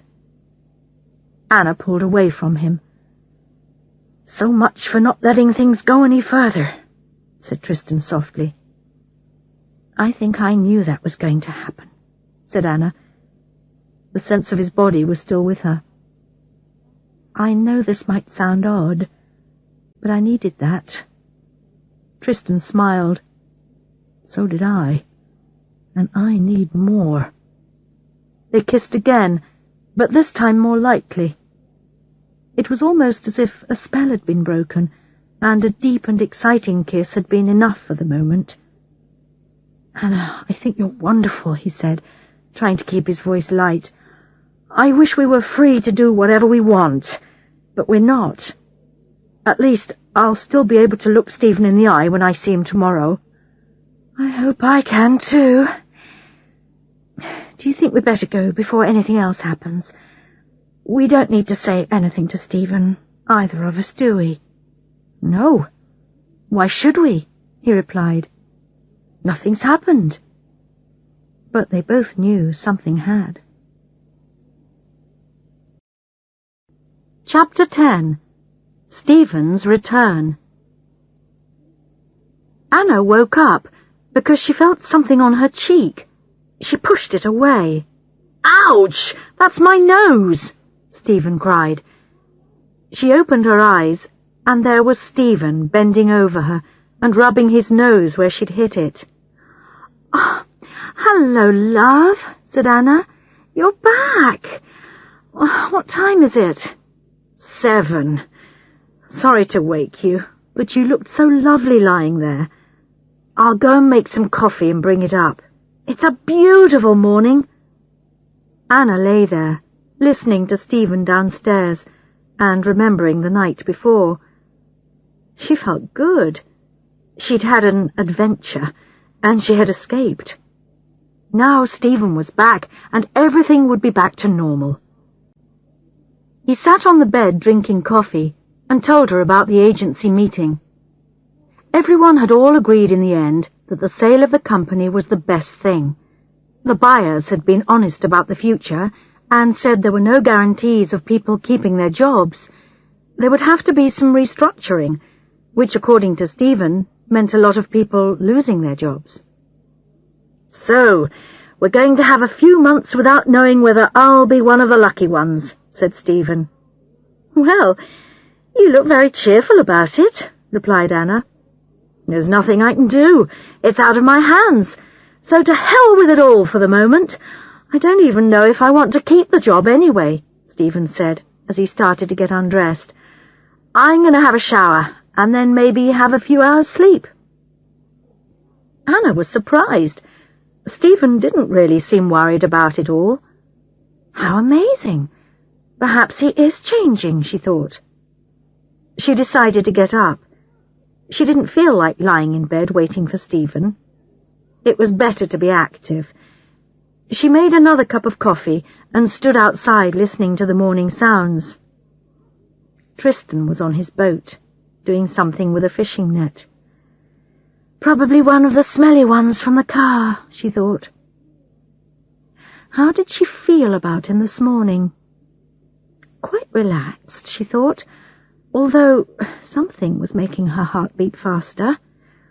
Must be the coffee, she said to herself, and went inside to get some breakfast. Did you have a good evening with Tristan? Stephen was sitting at the kitchen table. He stood up and put his arms round Anna. Yes, I did, said Anna, wondering for a moment which evening he was talking about. Yes, it was fun. He's very good to be with, and very open about everything, isn't he? It doesn't seem to worry him that he's only just met us. Anyway, what are you doing? I thought you were going to have a bit of sleep. Changed my mind, replied Stephen. The bed seemed empty, and I don't want to waste the day sleeping. I want to start my holiday again. Do you feel like going surfing later? If we walk over there, you can tell me what you've been doing while I've been away. Anna had already decided that she was going to tell him about last night's dinner. She knew if she didn't, he was sure to hear about it from someone else. Half the population of Polreath and St. Leven, probably. So, as they walked over to the surf beach, she told him all about going on the boat out to the rocks, and the accident, and about Gino's, and even about Tristan and Jill splitting up. But she missed out the walk at the end of the evening. She could feel Stephen looking at her once or twice. Well, you have been busy, he said thoughtfully. She seemed to have been perfectly happy without him. You obviously enjoyed it all. You like Tristan, don't you? Yes. Don't you? She replied. Yes. At least what I know of him, said Stephen slowly. I like the way he lives, and the way he seems to know what makes him happy. That's quite rare. Anna waited. She realized that Stephen hadn't finished. Did he tell you he went to university? He got a degree in civil engineering. He was offered a good job, too, but he didn't take it. He wanted to come back to Polreath instead. He could have been really successful by now, probably a manager with a high salary, but he knew that wasn't really for him. Stephen paused. Now it was Anna's turn to look at him. What are you saying? Asked Anna. Well, nothing really, just that I think he made the right decision, for him, Stephen said. Are you trying to tell me you feel you've made the wrong decision? I always thought you loved the advertising world and life in the city, said Anna. I do. I did. Stephen stopped for a moment. All I'm saying is, I think I've reached a crossroads in my life. I feel it's time for a change of direction. Maybe it's a midlife crisis, I don't know. You're too young for a midlife crisis, replied Anna. Have you got any ideas about what you'd like to do then? One or two, but they're still just ideas, so I don't really want to talk about them yet. I've heard that before, thought Anna.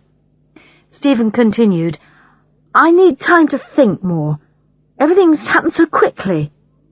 Not that quickly, actually, she said. You've seemed different the last few weeks. I think this has been coming for a while. You're probably right. But don't push me to say more at the moment, will you? I need time.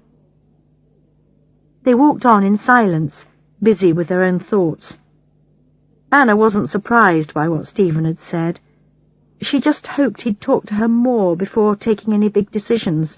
After all, it affected her life too. The surf beach was busy when they got there. I'm ready for this, said Stephen. After the last 48 hours, I need action. They went to the beach shop and hired surfboards. Neither of them felt like having a lesson. They wanted to try it themselves first. They swam out with the boards to just beyond the point where the waves were starting. Then they watched to see what other people did. Timing was the important thing. You had to catch the right wave at exactly the right time. If you missed it, there was nothing to carry you in towards the beach. You had to try again, wait for the next suitable wave. It was fun. They couldn't really do it well, but they enjoyed trying. Stephen did manage to stand up on his board for about 10 seconds, but Anna was perfectly happy lying down on the board, surfing in on her stomach. "I've had enough!" shouted Anna. "I'm giving up for the moment!" She lay on the sand and let the sun warm her.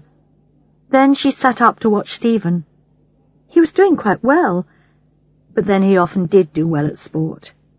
She could see he wanted to be good at this. "I enjoyed that," said Stephen, lying down on the beach beside her. "When you get it right, it's a great feeling." Turning over, he put his cold, wet hands on Anna's stomach. "Oh, you horror! Your hands are freezing!" He laughed and pulled her to her feet. "Time for lunch. I could eat a horse." They carried their surfboards to the open-air cafe and parked them next to some others. They had burgers and French fries with lots of ketchup and enjoyed every mouthful of it. "God, that was wonderful. Just what I needed," said Stephen. "OK, what do you want to do now, then? I'd quite like to go back to the cottage. My sleepless night is catching up with me. I'm beginning to feel really tired." "That's fine with me. I'm very happy sitting in the front garden watching the world. I've got yesterday's crossword to finish too." Chapter 11. Back to Normal. Stephen went upstairs for a rest when they got home. He asked Anna to wake him in a couple of hours. She took her coffee, newspaper, book and suntan cream into the garden and made herself comfortable. The sun felt good on her skin. She felt totally happy and couldn't imagine ever wanting anything more. It'd probably be better, she thought, if we didn't see Tristan today. Just give me time to get myself in balance again. It seems as if that man is having an interesting effect on both Stephen and me. I think Stephen knows I'm attracted to him, and Stephen obviously likes him too. At about 5 o'clock, she took a cup of tea to Stephen to wake him up. He was fast asleep. "Tea time," she whispered in his ear. He opened one eye and stared at her, standing there in her swimsuit. How nice to be woken up by a half-naked woman with a cup of tea. "Why don't you join me in here? It's lovely." She got in, and they made love. They knew each other so well. It was all so familiar, not passionate, but comfortable and loving. "I'd like to stay here forever," said Stephen. "What, in bed?" "No, in Polreath," he laughed. "It suits us both. You look wonderful, and I feel better than I have for months. You said the same last year when we were in Greece, remember?" "Did I?" said Stephen, getting out of bed. "Oh, well, this is different, I think." It was late afternoon, and they went down to the beach for a lazy swim. They called at the shop, and sure enough the woman said, "What did you think of Gino's then, Mrs. Martins?" "I knew it," thought Anna. "I knew she would say something. It's a good thing I told Stephen, or I'd be in trouble now." She answered the woman in her sweetest voice. Outside the shop, Stephen suggested going for a drink. "No, let's go back home." Anna was surprised to find she felt bad about the woman's comments. In any case, she didn't think she wanted to meet Tristan at the moment. They spent a pleasant evening at home. Stephen cooked an amazing fish pie, and they ate outside, even though the evening was not quite as warm as before. "I'd like a quick beer in the pub before bedtime. Do you want to come?" asked Stephen. No, I'll stay here. You won't be long, will you? 10 minutes after Stephen left, the phone rang. Oh, if that's anybody from London, from Stephen's office, I'll probably shout at them, thought Anna as she stood up. Why don't they leave him alone? Hello, she said very roughly. Hello? God, you sound angry. It was Tristan. Oh, hello, Tristan. Sorry, I thought it was going to be someone else. Sorry. What? I mean, why? And she didn't know how to finish. You mean, why am I ringing? Tristan finished her question for her. Well, I saw Stephen going into the Fisherman's Arms, so I thought I'd just check to see if everything's okay. Yes, I think so, she said. Stephen's happy to be back. In fact, I thought when the phone rang it was going to be someone about his work. That's why I sounded angry. Is everything okay with you? Yes, fine. A pause.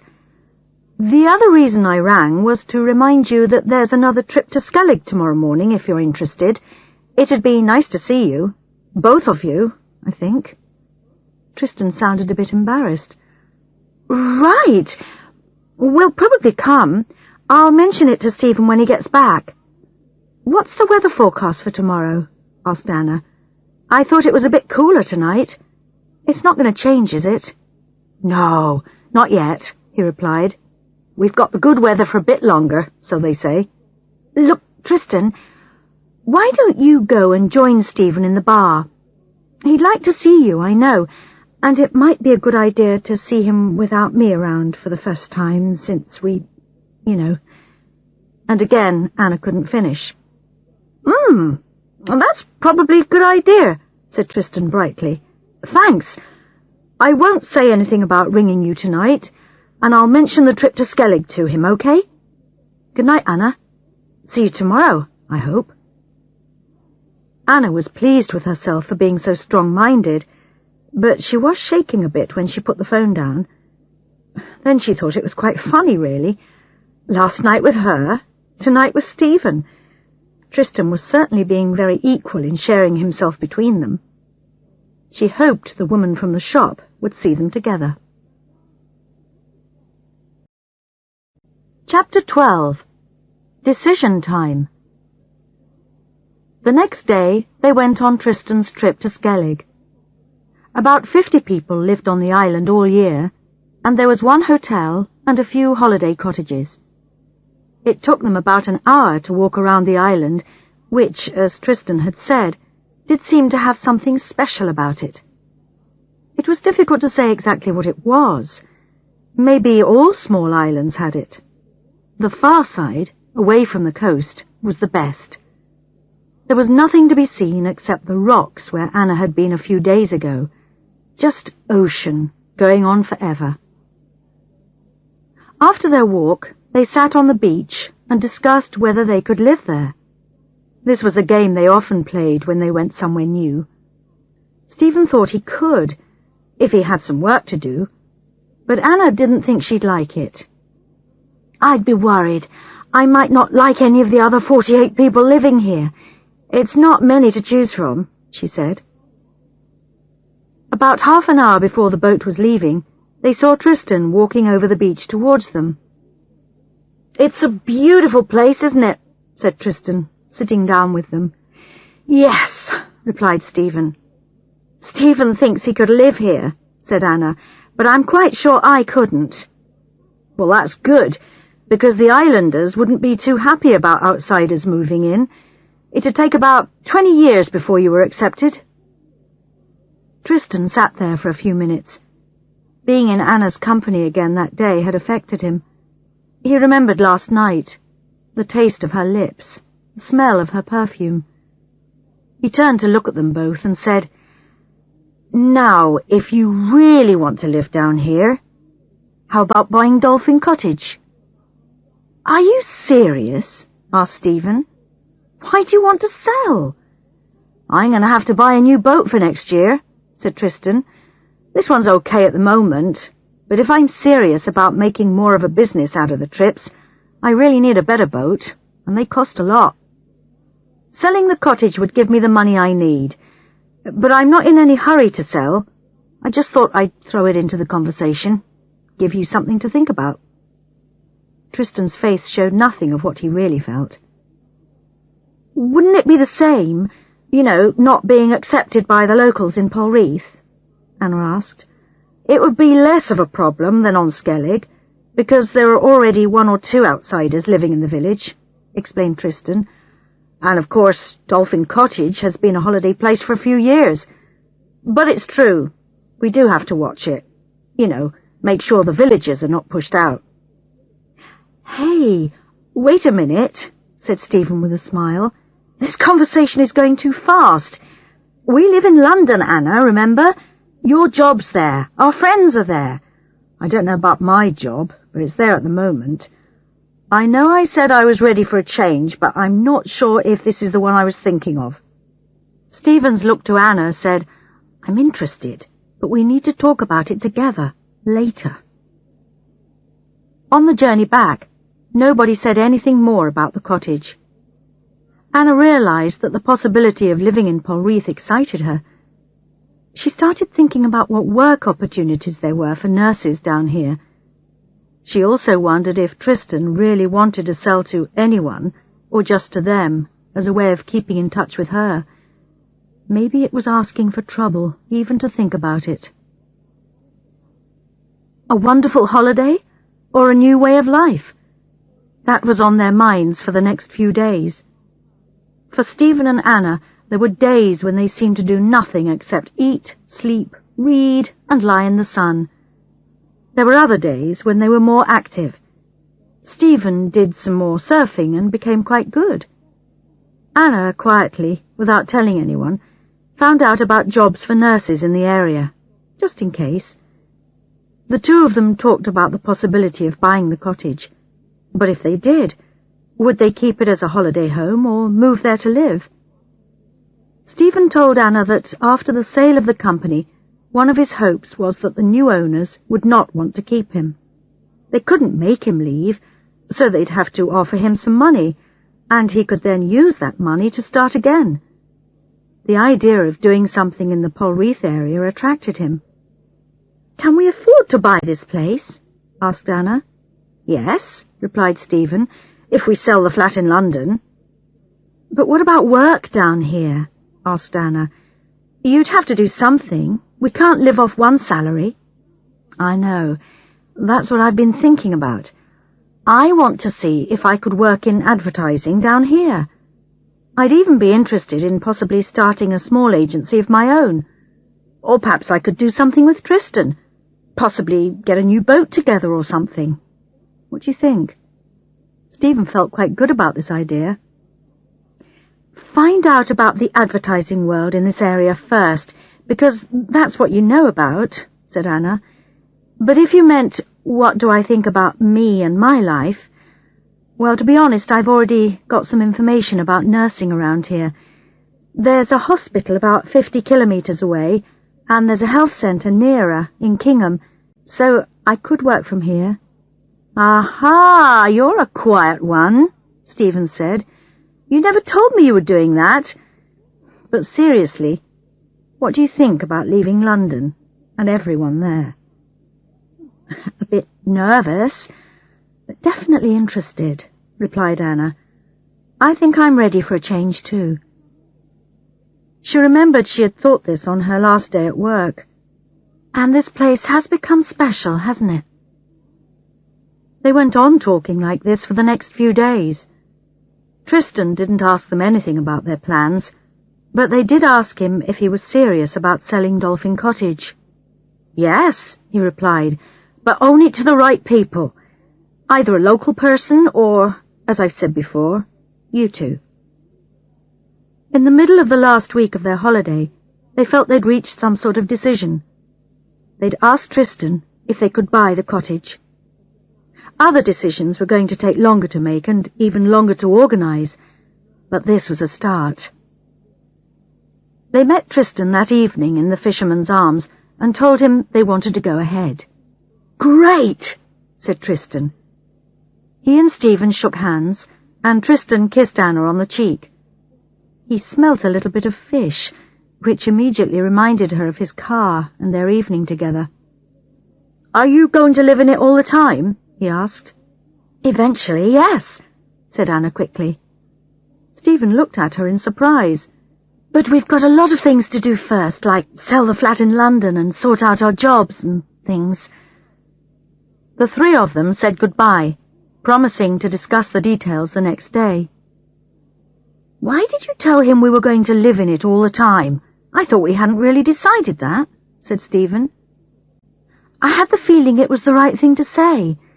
He doesn't really want it to be just a holiday place.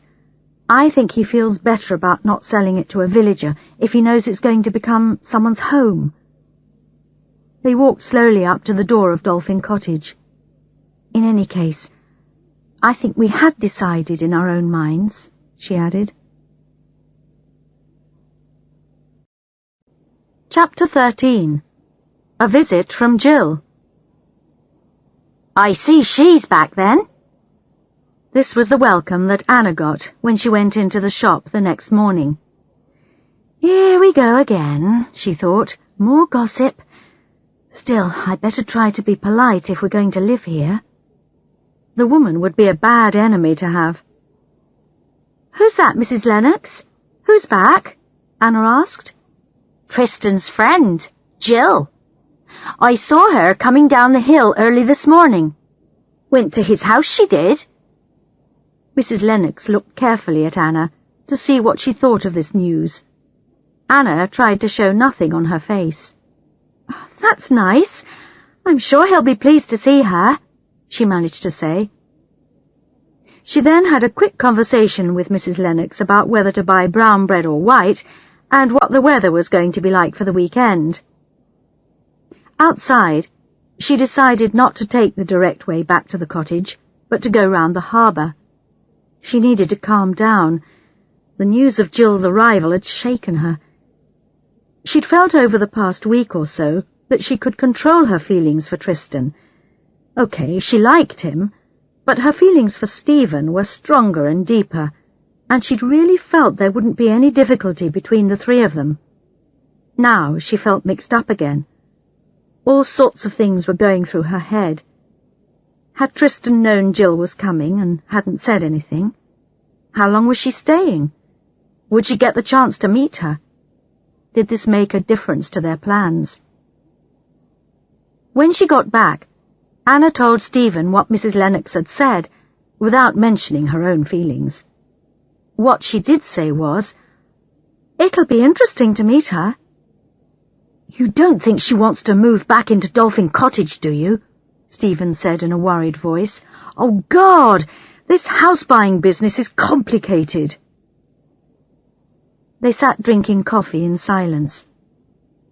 Down in the harbour they saw Tristan arrive, and with him was a tall woman with short, dark hair. She was wearing shorts and looking completely at home. Anna and Stephen watched them both get on board Wave Dancer, and Jill, if it was her, helped get everyone else on board for the trip. There was no Gary today, only Tristan and Jill. Anna looked through the binoculars at them.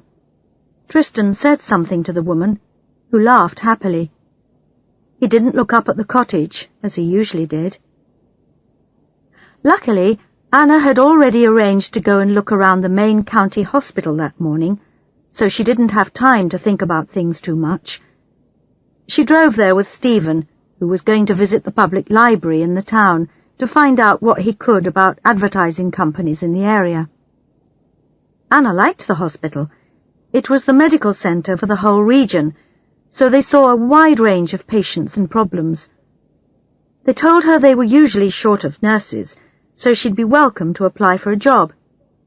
But she might have to wait some time before she got a job at the same level as her one in London. When they got back, they found a note on the kitchen table from Tristan. "Sorry to miss you. If you're back in time, we'll be in the Fisherman's from 5. Tristan." We'll be in the Fisherman's. Interesting.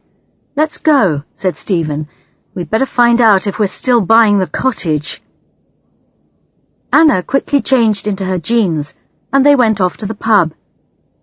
As they reached it, she saw Tristan and Jill sitting close together and chatting happily. Stephen took hold of Anna's hand as they went over. "Hi, Tristan. We got your note. Here we are." They sat down at the same table and ordered coffee. Jill was introduced, and she started talking about Dolphin Cottage. "You've got the best view in the whole of Polreath from there, haven't you? I used to sit in the front garden watching everything in the harbour." "So do we," said Anna. She tried hard not to stare at the attractive woman sitting opposite her. "It's a lovely old place. Does the cold tap in the bathroom still make a funny noise when you turn it on? It used to drive me mad, but the owner never came to fix it." And she gave Tristan a kiss. Stephen said, "I've mended it. It doesn't make a noise now." Everybody seemed to be looking at everyone else. Jill at Tristan, Tristan at Anna, Anna and Stephen at Jill. "Oh, well, that's good," she laughed. "You sound the perfect people to buy it."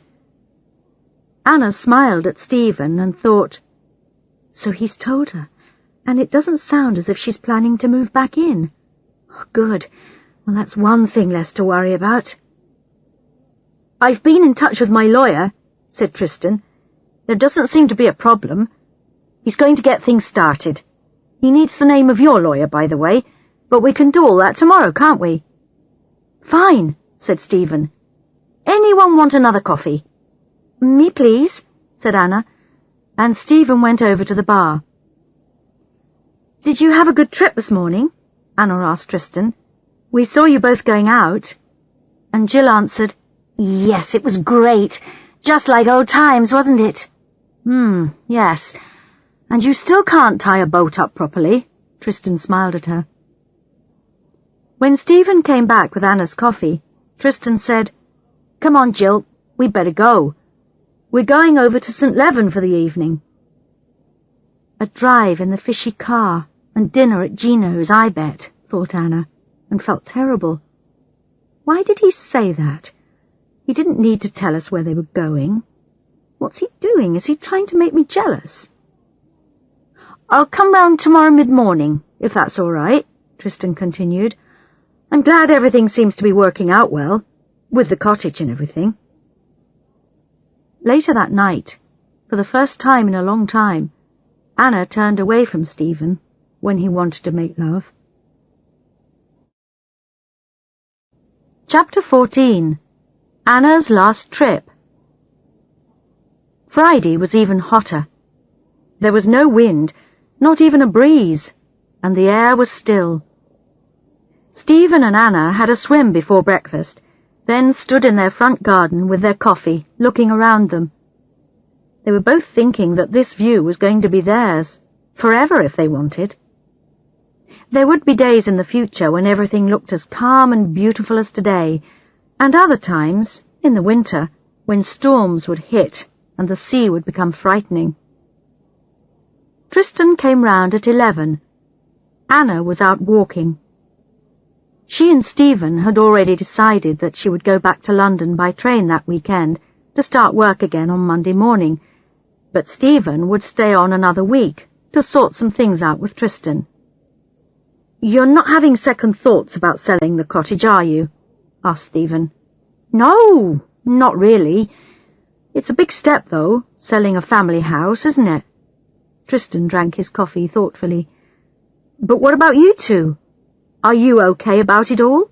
It's an even bigger step for you, a complete change of life, really." "I personally can't wait to say goodbye to the big city world of advertising," said Stephen. "I don't know how I've managed to do it for so long." Anna came back into the cottage looking hot. "I think I need another swim to cool down. There's no wind today." I hate to say it, but I think the weather is going to change," said Tristan. "The forecast says that there'll be a thunderstorm tonight." "Just at the right moment, at the end of our holiday," laughed Anna. "Perhaps it's trying to tell us something." "What?" said Stephen with a smile. "Like there'll be stormy times ahead in our lives?" "Yeah, just like in the movies," Anna said, A good storm is the director's way of telling the audience that something terrible is going to happen. "Well, I'm going fishing this afternoon before the weather changes," said Tristan.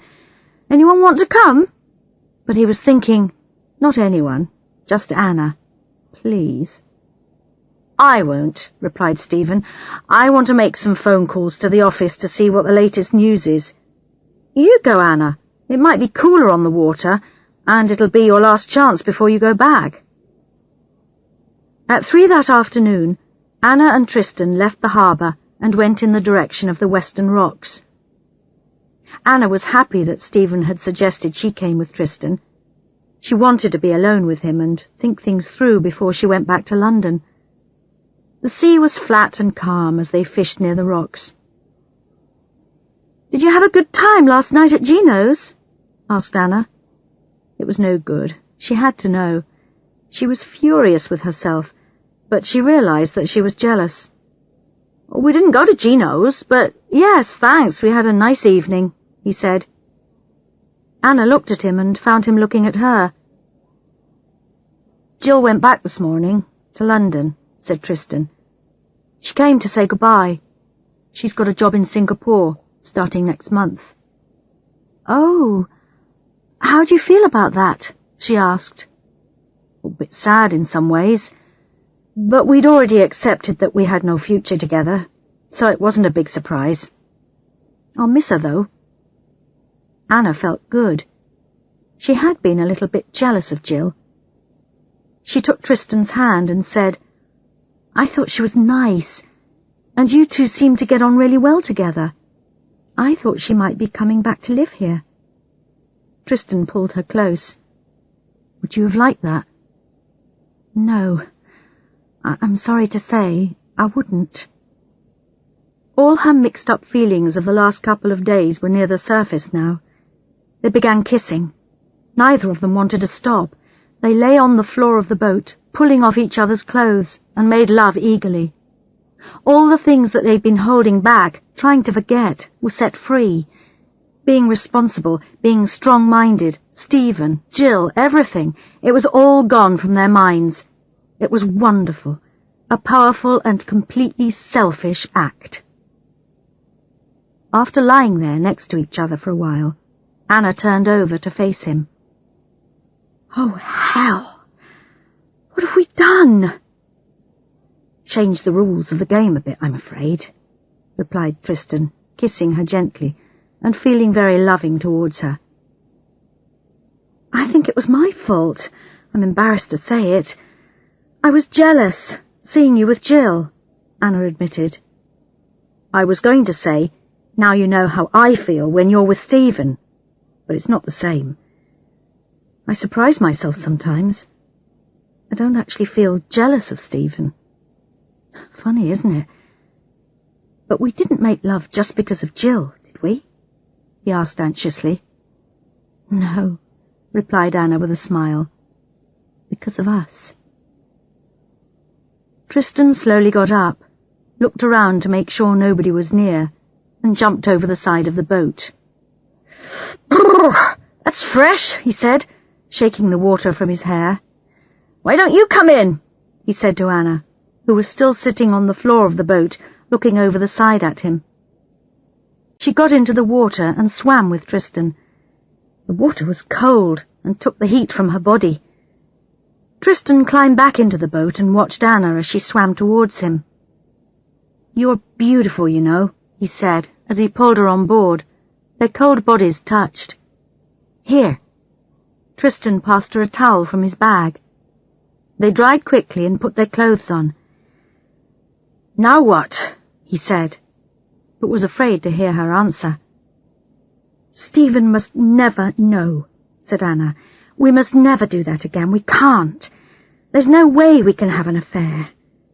Can you imagine in a place this size? Everyone would know about it. In fact, some bird probably saw us and is already spreading the news. To Mrs. Lennox, no doubt. Do you really think you can just switch off all your feelings just like a tap? I'm not sure I can." "Well, we've got to."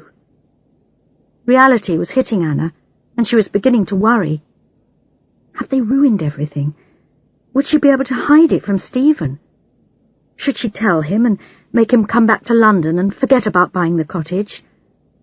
Tonight was the last night of their holidays. It would be natural for them to make love. Could she do it? Anna, listen. I know the situation as well as you do. You're probably thinking it's not going to work, the three of us living in such a small place. And you may be right. Tristan started the engine. He was feeling very confused. He didn't want this to be the only time that they made love, but he knew the next move was Anna's. So he continued, "You've got a choice. Go back to London and take Stephen with you and forget all about Polreath and living here, or leave things as they are and see what happens.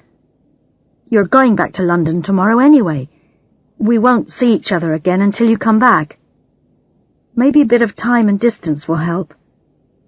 I don't want to ruin everything for you, or for me either, but I want you in my life." "Sounds simple, doesn't it?" said Anna. Tristan had his arm round Anna's waist, but now she moved gently away. "You're right, though. When we get back, I think it'd be better if we just said goodbye for now. It'll be less complicated if all I have to do is think about behaving normally until I get on the train tomorrow." As the boat came into the harbour, Anna looked up at the cottage and waved to Stephen sitting in the front. "Anna," said Tristan quietly, "I'm not sorry about what happened this afternoon. Are you?" "No. But I want to shut it away in a box and not let it escape. Please, Tristan, can we try and pretend nothing has happened?" Tristan kissed her. "Bye, Anna," he said sadly. "I don't know how it'll be when we see each other again, but I'm glad you came to Polreath this summer." He got into his car and drove off, leaving Anna to walk home alone. Chapter 15. A Stormy Night. "No fish?" said Stephen. "Oh, Tristan had them all," said Anna, and thought, that was the first lie. "I thought we'd probably want to eat at Philpot's tonight, shall we?" "Sure, we can celebrate the beginning of our new lives," said Stephen. "I'll go and book. It's Friday and they might be busy tonight." Anna wanted to get out of the house. She booked a table for 8 o'clock and then went into the shop. If Mrs. Lennox had somehow managed to learn anything about her and Tristan, she wanted to give her the chance to say it directly to her face. But fortunately nothing was said. When she got back, Stephen was waiting for her. "You rushed out so quickly you didn't give me time to tell you my news," he said, smiling happily. "I rang Charlie to ask him about the chances of my having to leave the new company. He thought I was worried and tried to say nice things, but when I told him I wanted to leave, he laughed." "Why?" asked Anna. "Because apparently the new managing director was just about to tell me that I'd lost my job, and he wasn't looking forward to saying it," said Stephen. "When will this happen?" "In a couple of months," Stephen replied happily. "I'll be free of Jardines, and I'll have a thank you and goodbye present of a year's salary. Not bad, eh? Somebody somewhere is taking care of us, don't you think? This is exactly what I wanted." "Stephen, that's great, if it's really what you want." "It is." "Anna, are you having second thoughts?" "No, not at all," she replied quickly. Stephen took hold of her as she walked past his chair on the way upstairs. She fell backwards onto him, and he kissed the back of her neck. Salt and fish. You smell wonderful." "I need a shower." She got up and kissed him on the nose. The shower helped. Everything's working out well for him, she thought. There's no way I can suddenly change my mind about living here. Oh, God, I feel awful. He would be so hurt if he ever found out. I'm a fool. I'm confused. I don't know what to think anymore. She dried herself roughly. The main thing now was to get through the next few hours without a disaster. Real thinking would come later. She found Stephen in the front garden. "Better?"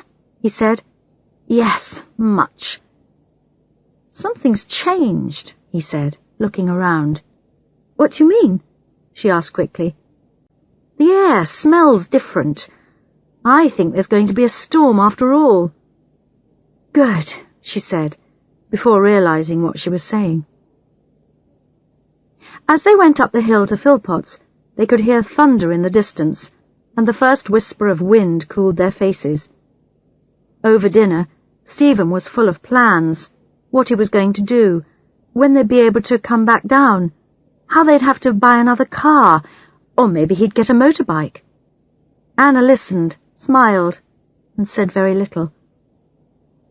Their dinner was excellent, and the wine helped Anna to relax more. When they left the restaurant, the wind had got stronger and big drops of rain were hitting the ground hard. The storm was coming in from the west. Skellig was suddenly lit up by a flash of lightning. Stephen put his sweater over his head, and they both ran down the street. Then they saw Tristan. "Oh, hi," said Tristan. "I was just going to make sure the boat was tied up properly."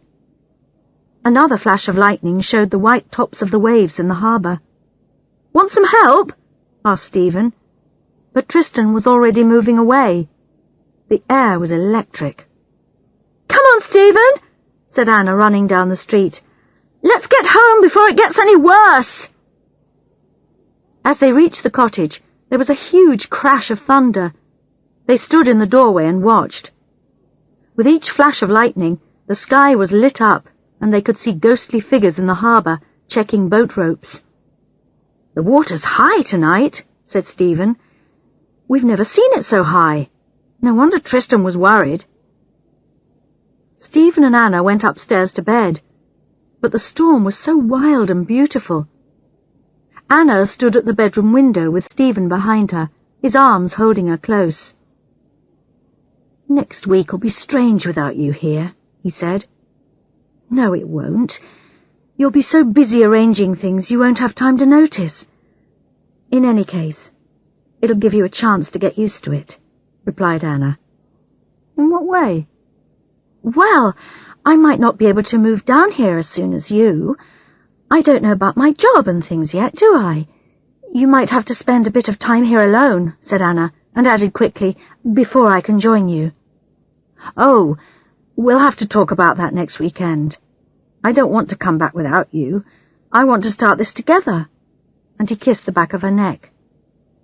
They went to bed and reached for each other.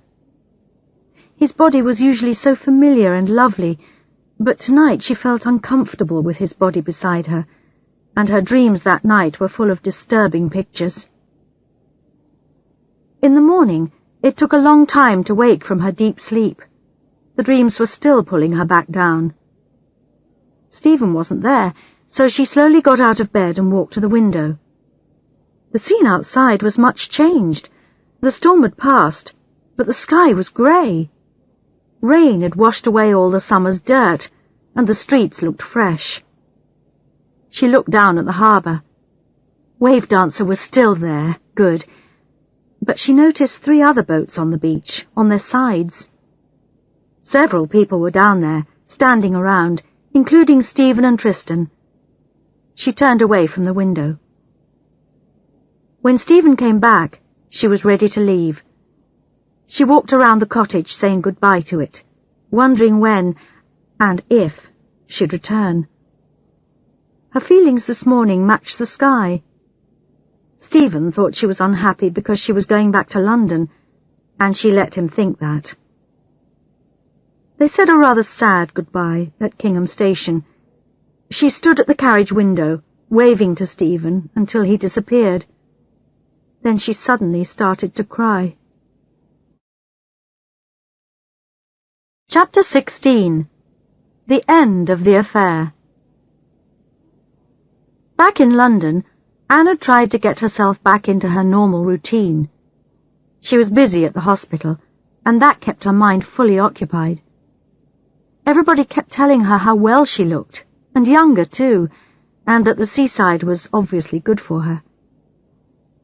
The routine of her familiar life helped her to calm down. In the evenings, in the flat alone, she thought about Polreath and Tristan and Stephen, and she gradually began to realize that what had happened was no more than a holiday love affair. A mixture of lots of different things had let it happen. Stephen's work crisis, her need for some sort of change, the fact that Tristan was very attractive and was attracted to her, and the fact that he was so open and easy to talk to, unlike Stephen recently, and of course the magic of the sun and the sea. But understanding it didn't make her feel any better. She felt guilty that she had started something with Tristan that she knew now she couldn't continue. She had a horrible feeling, however, that it was different for Tristan, but then he wasn't married. He had less to lose. And she was right. Tristan couldn't get Anna out of his mind. The only time he felt calm was when he went out fishing. And as for talking to Stephen, well, it was getting more and more difficult. Stephen, however, wanted to get on with the business of buying Dolphin Cottage. They had agreed on the sale price, and he wanted to pay Tristan the deposit before he went back to London at the weekend. So early on Wednesday morning, he went down to the harbour and found Tristan busy on his boat. "Morning, Tristan," he said. "Didn't see you yesterday. Everything okay?" "Yes, fine, thanks," Tristan replied, as he untied the ropes that held Wave Dancer to the harbour wall. "I'm just going to pick up the lobster pots I put down yesterday, behind Skellig." "Right. Look, can we meet tomorrow evening? I should have the cheque by then," said Stephen. "In the Fisherman's about 7, said Tristan, turning Wave Dancer away from the harbour wall. "Sorry, Stephen, can't stop to talk now. I've got a lot to do." On Thursday morning, Anna woke up with a clear head. As soon as she opened her eyes, she knew that they couldn't buy Dolphin Cottage. They couldn't live in Polreath. She knew that seeing Tristan every day would be a constant reminder, and if she was honest, she was afraid that what had happened once could happen again. Was she really strong enough to cut the relationship? Tristan was lovely, too lovely to hurt any more. Surely it was better to end it all now while she still had the choice. Stephen need never know. Anna stood in the shower, letting the water run over her face. "Oh, Stephen, I'm sorry. You'd never trust me again if you found out, would you?" Anna thought. She realized she didn't want to lose him and the life they had together. True, some of the early excitement had disappeared over the 10 years of their married life, and he could be difficult to live with, but she knew him so well. She knew what he liked to eat, she knew the way he combed his hair, she knew what he would think about a program on TV. He was part of her. The first thing she had to do was stop Stephen buying Dolphin Cottage tonight. He was going to be very confused about why she had changed her mind, and horribly disappointed. And he'd have to find a new job somewhere. Oh, God, how was she going to explain her reasons? Maybe she could introduce the idea of moving out of London, but not going quite so far as Cornwall. It was true she had been thinking about the things she would miss when they moved. Her friends, the fun of living in the capital city. What about Brighton? Lots of London people moved to Brighton, and she and Stephen had always enjoyed the weekends they had spent there. Just as she was walking through to the kitchen, the phone rang. It made her jump. Stephen or Mum, she thought. They're the only people who'd phone so early in the morning. Or maybe it's Tristan. Whoever it was, she wasn't ready to speak. She picked it up nervously. It was Stephen. "Anna, I've just seen Tristan. He's just told me something. We've got to talk." Anna's heart froze.